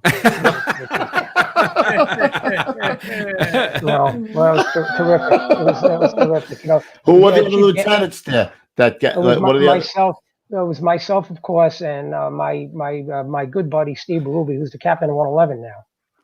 Yeah, so sure. Stevie, he's another guy that if they had to put him in a mold, he'd be with a Bruzo. I mean, that's what I think about Stevie. And the captain was Billy Youngston, who was a terrific guy. I mean, fireman in 111. His son worked in 103 with me. Yeah, I think he's in 133. I think he's in 133 now, right? Yeah, he's a 103 guy, and so Billy was a fireman in 111. He was a 40 truck, and he was a captain in 133. Good guy, just a good guy, stable guy, and the other guy was Carlos Gonzalez. I don't know if he was a 111. Carlos. Yeah. I talked to him about coming on. A lot of people. Yeah, like Peter, we got that picture of the helmets there. Throw that up. Yeah. That's a great awesome picture. Yeah, so that was like the thing when all the guys got meshed together. They took two probies? I don't remember them taking two probies. Well, yeah, we opened, and I think they came in like maybe the second day. Yeah, two good kids. One kid just retired because the company's in business over 20 years, imagine. 98, I think November 98. Yeah, right? Billy Schaefer, he worked with me his first tour. We had at least, and I'm not making this up, we had at least 2 or 3 jobs his first tour as a probie. Wow. Yeah, and he'll tell you that. So I said, it's not going to be like this every day, Billy, But they took quite a few engine guys too, man. Yeah, you know what? We did have quite a few engine guys. You know what though? Everybody that put in for it, they were great guys. I mean, I had, they were just, Johnny Nolan and Bobby Ruffley and Victor Rosario and Chris Burak. These guys, they just wanted to go. They wanted a chance to go to fires. I mean, and shit. That's what we did. We went to fires. I mean, we were inexperienced, and the other companies were 126 was like, they were great with us. I thought we would have an issue with them. They're such gentlemen over there because I would have thought for sure because you guys were taking some of their work away. No, yeah, you know what? Our first tour, they came over with a cake. Welcomed us in the neighborhood. Yeah, I mean, it's a class outfit, man. I mean, it's just class. I mean, I covered through there. They were great guys. It's just a great house. I mean, any growing pains with any of the other companies? Or, no, there were a couple. Yeah, there was some growing pains with a couple of the other trucks, but nothing. It went away. I mean, we had our issues with the engine in the beginning. It was good and bad. I mean, it's just look at. I'm sure, 176 and 330 and 233 had a couple issues, and 332, 175, but it was nothing to, we're all trying to do our job. Listen. Let me tell you, 133. They should have put that truck there 20 years ago. 40 years ago. When they first got made, you guys were catching work there, right? Oh, I caught the first job there. I mean, I was my first tour. I caught a fire. I mean, I caught the first job there. I mean, we were rocking and rolling, man. The guys will tell you that we went to we went to 2-3 fires a day, man. It was unbelievable. I was in the shower I was laughing in the shower. I said, I can't believe this. This is incredible. I mean, you know, guys were thinking I was lighting fires. I mean, it was like incredible. You know, it was 275.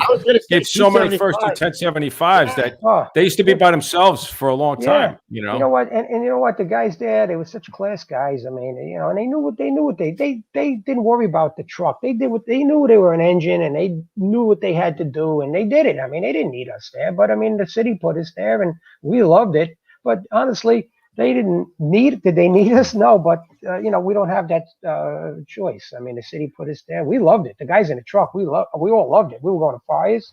Yeah, and you know, and it was a great situation for us there. I mean, everybody. Yeah. Petey, put that picture up with the group picture from. That's a great picture there. I mean, there's Mikey McVeigh in front of me, but some of these guys here, you know, I went to a funeral. One of the brothers died of a 9/11 illness, and some of these guys are now captains and chiefs, and they always say, "I remember those first jobs when we opened up." And yeah, Mikey's a good man. Yeah, I think that was a job we had. We pulled up. I mean, it was always seemed to be people jumping out the windows in that neighborhood. You know what I mean? I mean, it always seems to be, you know, when you walked up the walkway, you were stepping over these poor souls. People that were jumped. hanging around. I mean, yeah, it was just incredible amount of, because those people always say, oh, those little dollhouses, man. Let me tell you something. They're hot and they go fast.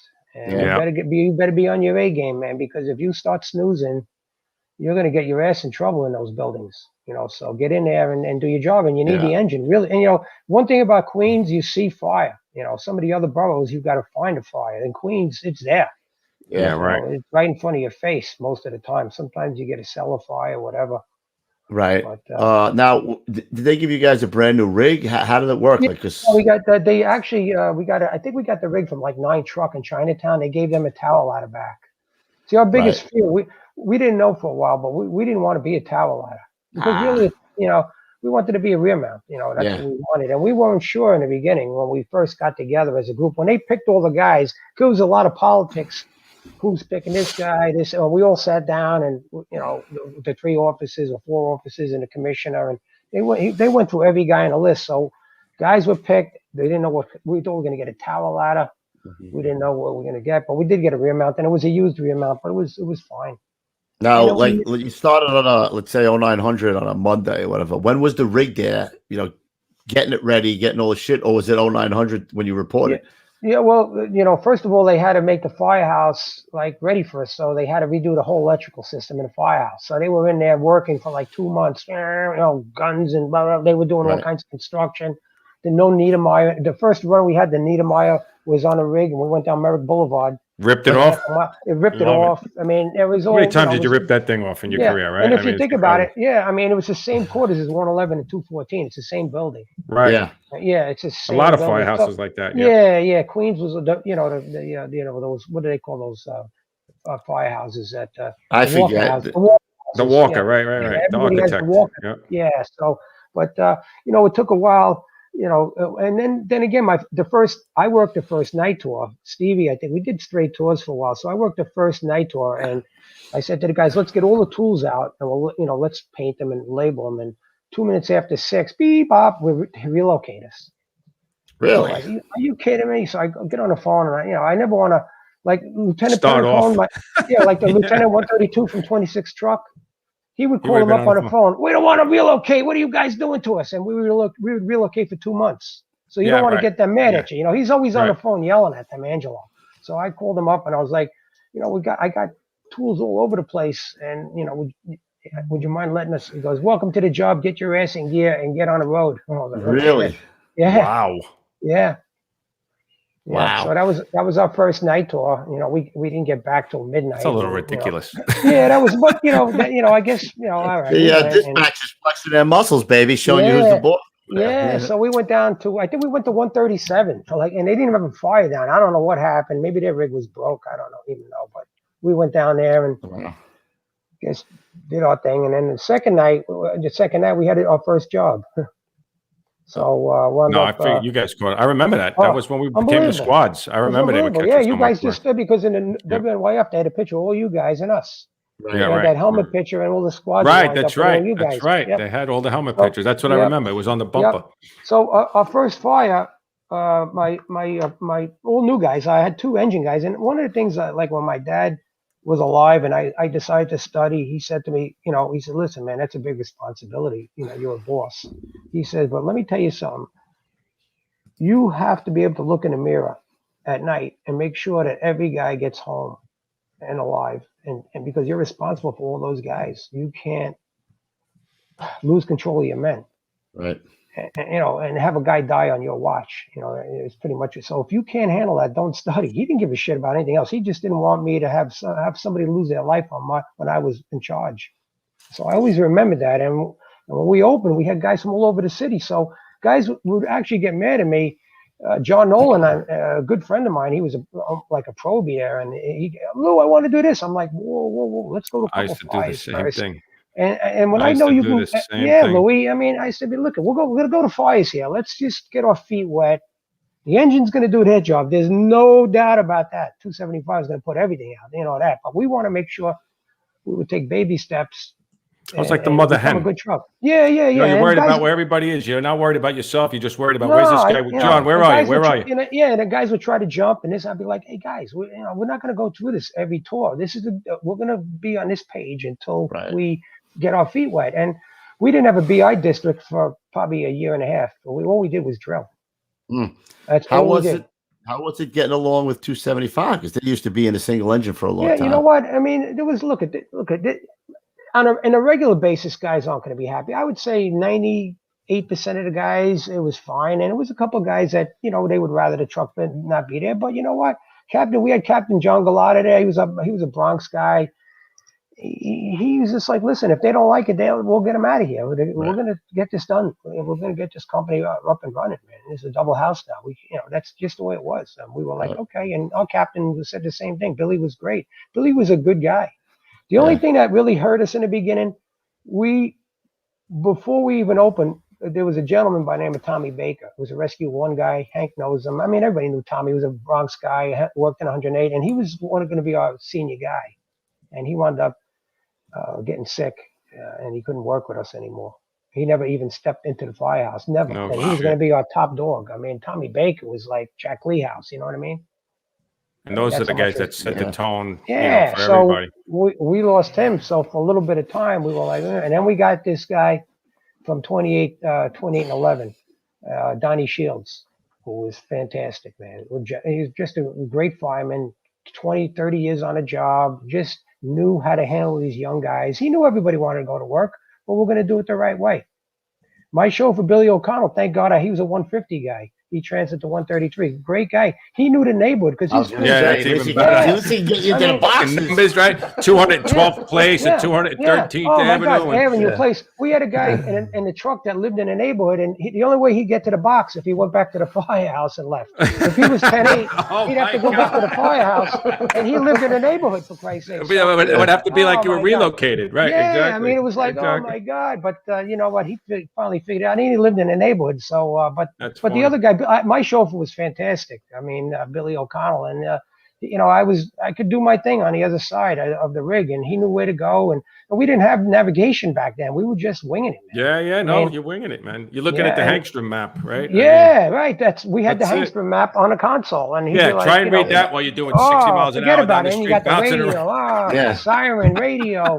Oh my God! Oh shit, that's fun. No, but it was fun. We had a lot of fun, getting off and running, and we caught a lot of work. Like I was saying before, our first job. I had the first job in the history of that company, and we would just before we started. I had I don't remember who my can guy, but I remember my forceful entry guy was Chris Brack, who was in 301, and I was explaining to him how to cut gates. Back then, I mean, my way in 132, we cut three cuts, guys, right? Remember? Yeah. Mm-hmm. And the truck that was first due, they they had a covering officer, not that it's bad, and they were struggling a little bit with the saw, and I'm watching this, and the blade is starting to get smaller down and to smaller. nothing. So I turned around to Chris and I said, Chris, Get ready. the saw. Yeah, and he goes, no, they got it. I said, start the effing saw up, man. And sure enough, boom, he gets it running, and Chris went in there and cut the gates. And he's in the chat tonight. He's in the chat. He's a good guy, man. He was one of my aces, Chris. Lois was in the chat too earlier. Who's that? Lois. Oh, she was great, man. She's awesome, girl. I mean, that was a great company. I mean, 235. She was great. I mean, and she's a Ranger fan. I'm a Ranger fan. Yeah, absolutely. Yeah, but Lois, man, she did a job. That's all you can ask. Do your job. That's it. Nobody cares. Greg, nobody cares. All the time. Nobody cares. I don't care. Everybody goes home, man. But that's it. I don't care what you know. If you go down the basement or you go up the stairs with me. It don't matter. It doesn't matter. But 133 was just a breath of fresh air for me. It was like, I knew it was time to leave 132. One day tour, me, Kevin Gallagher, and Lieutenant Regano, I was in the engine, and we delivered a baby right next to the firehouse, the building next door. So wrap it up. No. So I mean, it was before EMS. I did nothing. I was in the truck. I'm like, I'm out on this. So they got the baby got delivered, and now fast forward 15, 16 years later, the kid's running around the neighborhood. I'm like, oh boy, I'm here too long. I got to get out of here. That's great. And and then your friends start to leave. Well, that's what happened. We were talking about that. Yeah. I wanted to say, Greg, before we move on to because it's getting close to that time, we had the picture from 132. We didn't touch on before. Yeah, please. I wanted to talk about. Yeah. Please put that picture up. 1 second. The newer picture, PD, of 132. Yeah, I got you. Yeah, that's a great picture. That's Danny Marino, my buddy there. He's a great officer, man. A 26 truck guy, and that's me. I have the can. If you can see, I got the wooden hook in the can, and next to me is John Vigiano Jr., who got murdered on 9/11, and the next kid over is Tommy Mingione, and what a great kid. I took him to his first fire in 132, and he also got murdered on 9/11. Two great young, great kids, and boy, do we miss them guys. And they were an asset to the company because Johnny was also a 230 guy. How's that sound? I didn't know that. Wow. Yeah, Johnny Vigiano started in 230, and then he came to 132, and actually his father was a lieutenant 132. I don't know if you guys knew that before. No, I knew he was 103 guy, but I didn't know he was 132. Yeah, he was a 132 guy. Too, right? He was the captain. He was a captain at 176, and he was a 132, and then he went over to rescue 2. And we. What a tough life that man had, huh? My God! Oh boy, that poor John. Yeah, Mr. Vigiano. Yeah. Yep. And, it was sad. Many years after 9/11, with the captain and Mrs. Vigiano would I went over there many years. They'd have his at the gravesite. I don't know if you guys knew that. They would have it would almost be like a funeral parlor. Oh, really? No, I didn't know at the gravestone. They lost 2 sons. That's what I mean. I mean, the guy. Joey was a cop, and John, and they were both in the same spot, of course. And Mr. and Mrs. Vigiano had a little marble seat, and we go. It was like a funeral parlor, and all the guys from rescue and ESU, a lot of ESU cops, used to come on 9/11 to wish them, their best. Very sad. Yep. But that's a great picture. It's a great memory, no that's a good about picture. And you see the guy Danny Marino. He was a good guy, very calm, 26 truck guy. I mean, when you get guys officers like this, and we, if you notice 132, we had so many guys from like the Bronx, and we had guys from Harlem, and that's probably what made the company good because we had a good mix. It wasn't all just. Yeah, you said the Bronx and Harlem quite a bit. I was surprised that those guys would be down that far. Like, most of the time they stay up there. Yeah, like even a lieutenant, before Rademacher, he was from 17 truck. Yeah, he was a 17 truck guy. I mean, we had Abruzzo was 108 and 14 truck. I mean, Mokari, who was a great officer, who became the captain of 126 for a while. He was also around the world a little bit. I mean, and the engine had quite a few guys from all over, so it was a good mix. We had a good time there. Yeah. And you know, A lot of You fire, didn't do too bad, fire Greg. You didn't do too experience. bad. You did all right, no, man. no, man. Yeah, no. No, we'll test them out. We'll test them out now because Okay. it's that time of the day, bro. Uh-oh. You know what time it is, right, Pete? Oh, 1 second. We're gonna test them out now, fella. It's time. Whoa, ladies take and it easy on gentlemen. the pedos there, fella. Yeah. It's time for the old school tip of the day. Hey. Take the floor, sir. Do I get a what do they call a call? Am I able to make? You can phone a friend. Yeah. Can I call a friend? Okay. Yeah. So, I've been thinking about this one, and I got two little ones for you. So, and they're both truck stuff. So I'm sorry for engine guys, but I was thinking about this for a while, and the job when I was a lieutenant, we used to like. Not myself, but there'd be a lot of guys that would give it a detail guy to roof or whatever, and you know what I'm saying. So, so I'm saying when you're in a detail, and you have the roof of the OV, and you're going to a different firehouse, there's more to the job than checking your mask, checking the saw, because we always do that stuff. But I would tell guys, go up on the turntable, go up, see what's on the end of that area ladder. And the reason I'm saying that is because on the end of the area ladder could be a hook. It could be the sizzle. On 132, we had a sizzle ladder on the area ladder in case we had to go up to the scuttle, or not the scuttle, but the bulkhead. And on the way up there, we also had a Halligan on the back of on the turntable and the tube. So if you think about it, if you were going to go up to the roof, you could just grab the roof rope, and on the way up, you could pick up the Halligan. And if you went up to the roof, you save yourself some time, and you don't have all of these things to bring to the roof because they're all there for you. It was that's what we tried to impress. My thing is when these young guys go out and they're on a detail or they're working overtime in a different company, go up on the area ladder, take a look, let's see what they got. It'll save you some time, and maybe getting hurt on the area ladder won't happen. The tools are there for you. Use them. You know what I'm saying, guys? Yeah, I like it. Is that? Makes sense. My second point is again, it's brownstone and row frame area. Of course, you're the OV man, and there's no life at the front of the building, and your job is to go to the rear. And in the first floor, they tell you to take a 24-foot extension ladder, and we always were like, oh boy, that's tough, dragging it through somebody's apartment and then getting it out. So we used to tell the guys, hey, how about this? Let's bring the A-frame ladder out. What is the A-frame ladder? Well, it's a ladder that's closed, it's 8 feet, and open, it's 16 foot. So we would easily drag that through somebody's apartment, go out the back door or the window, get out of the apartment.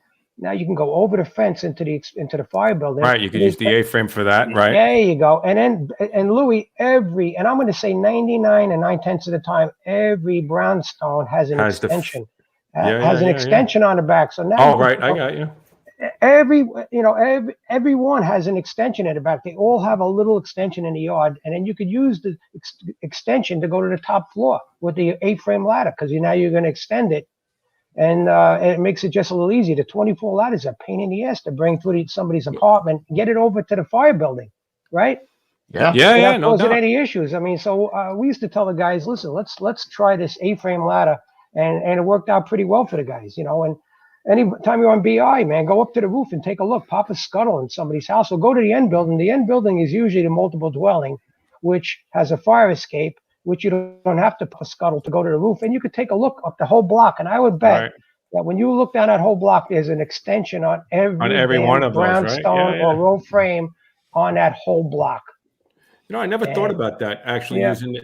People always shy away from the A-frame because it was a pain in the ass to put into the A position. Absolutely. But you could easily put it into a straight position. Absolutely. And don't forget, how about this? Going over a 6-foot fence, use the A-frame, boom, boom, up, down, take it over. Is that still, you think that's still used at all? I don't know. You know what? I don't know. I mean, we when I was in 133, we added one. We had a guy by the name of Tommy Bone, who was a member of the Squad 270. He was a welder. We don't talk and Tommy Bone came over on his off time, and he was a 108 guy. 108, and he welded a rack for us for the A-frame, because I kind of would tell the guys. I mean, it wasn't a big deal in Queens in that area. Right. Because, you use 35s and 24s out there. Right. But I think in a brownstone, I was just a thought that I thought maybe some of the young guys, it's a little thinking out of the box. I like it. I always thought that it's a lot easier to move around and you know, and you can get a lot quicker, right? With that It's ladder. shorter, and Yeah. if it's going to that length anyway, and that's what you're going to use it for anyway. Right. So, And I'm going to just throw one more at you. up and up on that too. Actually. Yeah. I kind of like that. And when I was at 133, we had a lot of vacant houses in that, and the aerial ladder is a different piece of equipment than when I got on the job, which was all on cables. You know what I'm saying? When you extended the ladder, it was a cable operation, which was very weak actually. The only way you really could take windows was dropping it down and breaking a window. In 132, we had a Mac that was an LTI ladder that we were able to extend, and you could do some damage with it.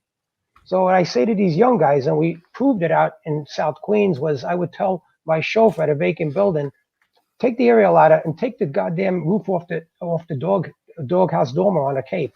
And let me tell you, Louis, it takes it off. You get no, serious.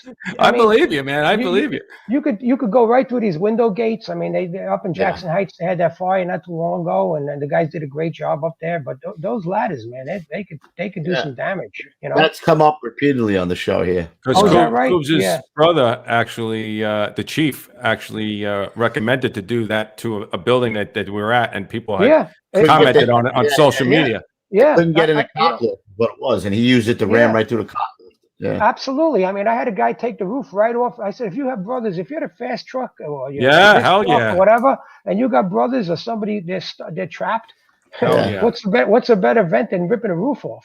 Hell yeah, right? I could tell you would have easy access to that front window every time like that. How about this? You're in Bushwick with that ladder. You can ram it right through a wood frame building. I'm sure too, right? Oh yeah, that's what they did on that job with Kim's brother. Yep. So nice. Good stuff, fella. All right, you did all right there, fella. Great job. Oh, thank you. I lost my voice. You're killing me. Well, you know, is that right? But I tell you what, the best thing of the day was the picture of the old man on the fire escape, huh? Oh, that was great, man. You can't make that up, man. Hell no. I'm posting that tomorrow. That's my Instagram post. Oh, good. Yeah, that's the old man. He'd love that. Magic. So, thank you, guys. No great job, man. Well, really good job. How fast did that go? That was like, it's unbelievable. Hey, cuz. Hey! I'm done. I'm dry. I'm dried too. All right, Pete, give us a little riff. You got any shout-outs? I don't. I got nothing. What? Can I have one shout out? You can have 5 shout-outs. I just you know what, the fire department family, being my dad and myself, has ended it, but I have a cousin that's on the job, and he's winding down his career, and he's a hell of a nice kid. He was a fireman in 132. I don't know how he got there, but and he's a fire marshal now, and he's down a home stretch. His name is Glenn Swatsta, and I'd like to say good luck on your retirement, hopefully. And my other cousin is a fireman in Rescue 4, Rod Ford. Oh yeah. I don't know if you guys know him. He's a class kid, man. He's a nice boy, and every time I mention his name to the few people I know on the job, they smile. So I know he's doing the right thing. And good stock. Good stock. Thanks, Kev. I appreciate that. That's a good oak. Yep. Yeah, it's a good oak. Right there. Nice. All right. So if Louis ain't got another, Pete, you got one, or you good? From the chat, one of our loyal viewers, Stu Kelsall, is asking just to shout out his father. He was a police officer who died due to pancreatic cancer, and he wanted to give us a shout out. His name was Richard Kelsall. So just a shout out from him in the chat there. Rest in peace, brother. Rest in peace. Yes, man. Yep. Yeah. God bless. God bless. All brother. right. How about you, Kev? No, I'm just looking at the calendar. Next Thursday, we got the Galleon and Rocco show. The Rocky show. Galleon should be a hoot. Yeah. Should be a hoot. So who we got? We got Mike Dugan on the 4th. We got Mike Dugan on the 4th. That ain't my dog. I don't want to hear nothing. No, that that's ain't mine. My dog. That's my that's my dog. I'm not. On November 18th, we got the collapse guru, John O'Connell. Oh, wow. John's good people, man. Yeah. Mike Dugan. And it looks like I think that's all we have for now. I got a couple of things in the hopper. Rufy's got a couple of things in the hopper. I'm working on Couple of chickens, and that's it. That's all I got, Pete. So do your velvety. hang loose. Right. We're finished. Just Okay. don't hang up. All right, All right, guys. If you are watching us here, you should also be listening to us on iTunes, Podcast, Spotify, or wherever fine audio podcasts are found. That's right when you go driving or at the gym or anything like that. You could be listening to us there. And remember to subscribe there. Don't be silly. Subscribe. Be a silly goose. Don't be a goose. All right. And if you are here again at youtube.com/Getting Salty Experience, take your filthy booger hook off the bang switch and hit the like, subscribe, and share button. Come on, guys. It's free. It's easy. Just do it. Do it. Come on, do it. Open it up. All right. Go to Instagram. If you're on Instagram, go to @SaltyDog Inc., where Mr. Refreno will post a photo of a man carrying a bride down Saving a woman tomorrow morning. Saving a woman, and it will be great. Guys, gettingsaltyapparel.com. That's where we Hey, mine. Who is that? I think my wife just said happened. my wife's cooking dinner. I'm sorry, Yeah. my wife's cooking dinner. Jesus Christ. Sorry about All that. right, gettingsaltyapparel.com, guys, is how we pay the bills around here. So shoot on over there for all the coolest firefighter accessories and apparel for your friends and family. Thanks to everyone who hooked us up in the super chat tonight. A lot of the same guys do it over and over again, and that to me means That's a lot. love. I mean, That's everything, love right there. everything is every little bit helps, and we really appreciate it. Guys, remember to like, subscribe, and share. That's the only way we grow the show. We syndicate the show through you. We don't need CBS. We don't need NBC. We don't care about that stuff because we couldn't tell you guys how it is the way we want to if we were involved with those kinds of people. So we syndicate the show through you. You guys are the ones who get us out there. So remember to like, subscribe, and share again. Also, guys, Facebook, if you're on that relic of a platform like we all are, Getting Salty Fans is the page. We don't run it. We didn't even create it, but they're up to 20,000 They members. just hit 20,000. And that, I'm telling you guys, it's all about great firefighting stuff. You're not going to find politics there because it's not allowed, thankfully. You're going to find really cool, funny, serious, all kinds of great connections. Maybe there. Pete's face on a coconut water bottle. I don't know. Listen, if I could sell coconut water, I would be into it, Yep. And last but not least, guys, Getting Salty Experience at gmail.com if you have questions for the Q&A. And if you have questions or videos and all that other good stuff for Cup of Joe and some Fuego, which I will be editing over the weekend for next week. I got a little tied up this week. Shoot those over to Coop's Podcast at gmail.com. And don't forget the hottest old lady pics. I enjoy them the most. We like those a lot. And more. All right. Anyway, guys, that's all the news that is fit to print. That's it. All right. Remember what I said. Get those orders in early. I ain't engraving last minute. Yep. All right, fellas. That's it. All right. Thanks again, Greg. Great show. Really appreciate it. Thank you. Very informative, very funny. Thank you. Louis will post up that picture tomorrow in which Greg's dad may or may not have planted one on the bride right there as you brought it down. Maybe I think he did. He might have been looking for that garter. I don't know. Yeah, I think you're right about that. God bless his soul. I think so. Oh, God bless him. Yeah, I'll see you cats. I don't know what we got on Monday. We'll talk about it. We will see you Monday. Yep. That's all right. the word. Stay low and go. All right, Greg. Good looking into your life, brother. Okay. Thank you, guys. I really appreciate it. Thank you, sir. All right. We'll see you at the big one, everybody. Cheers, everyone. Okay.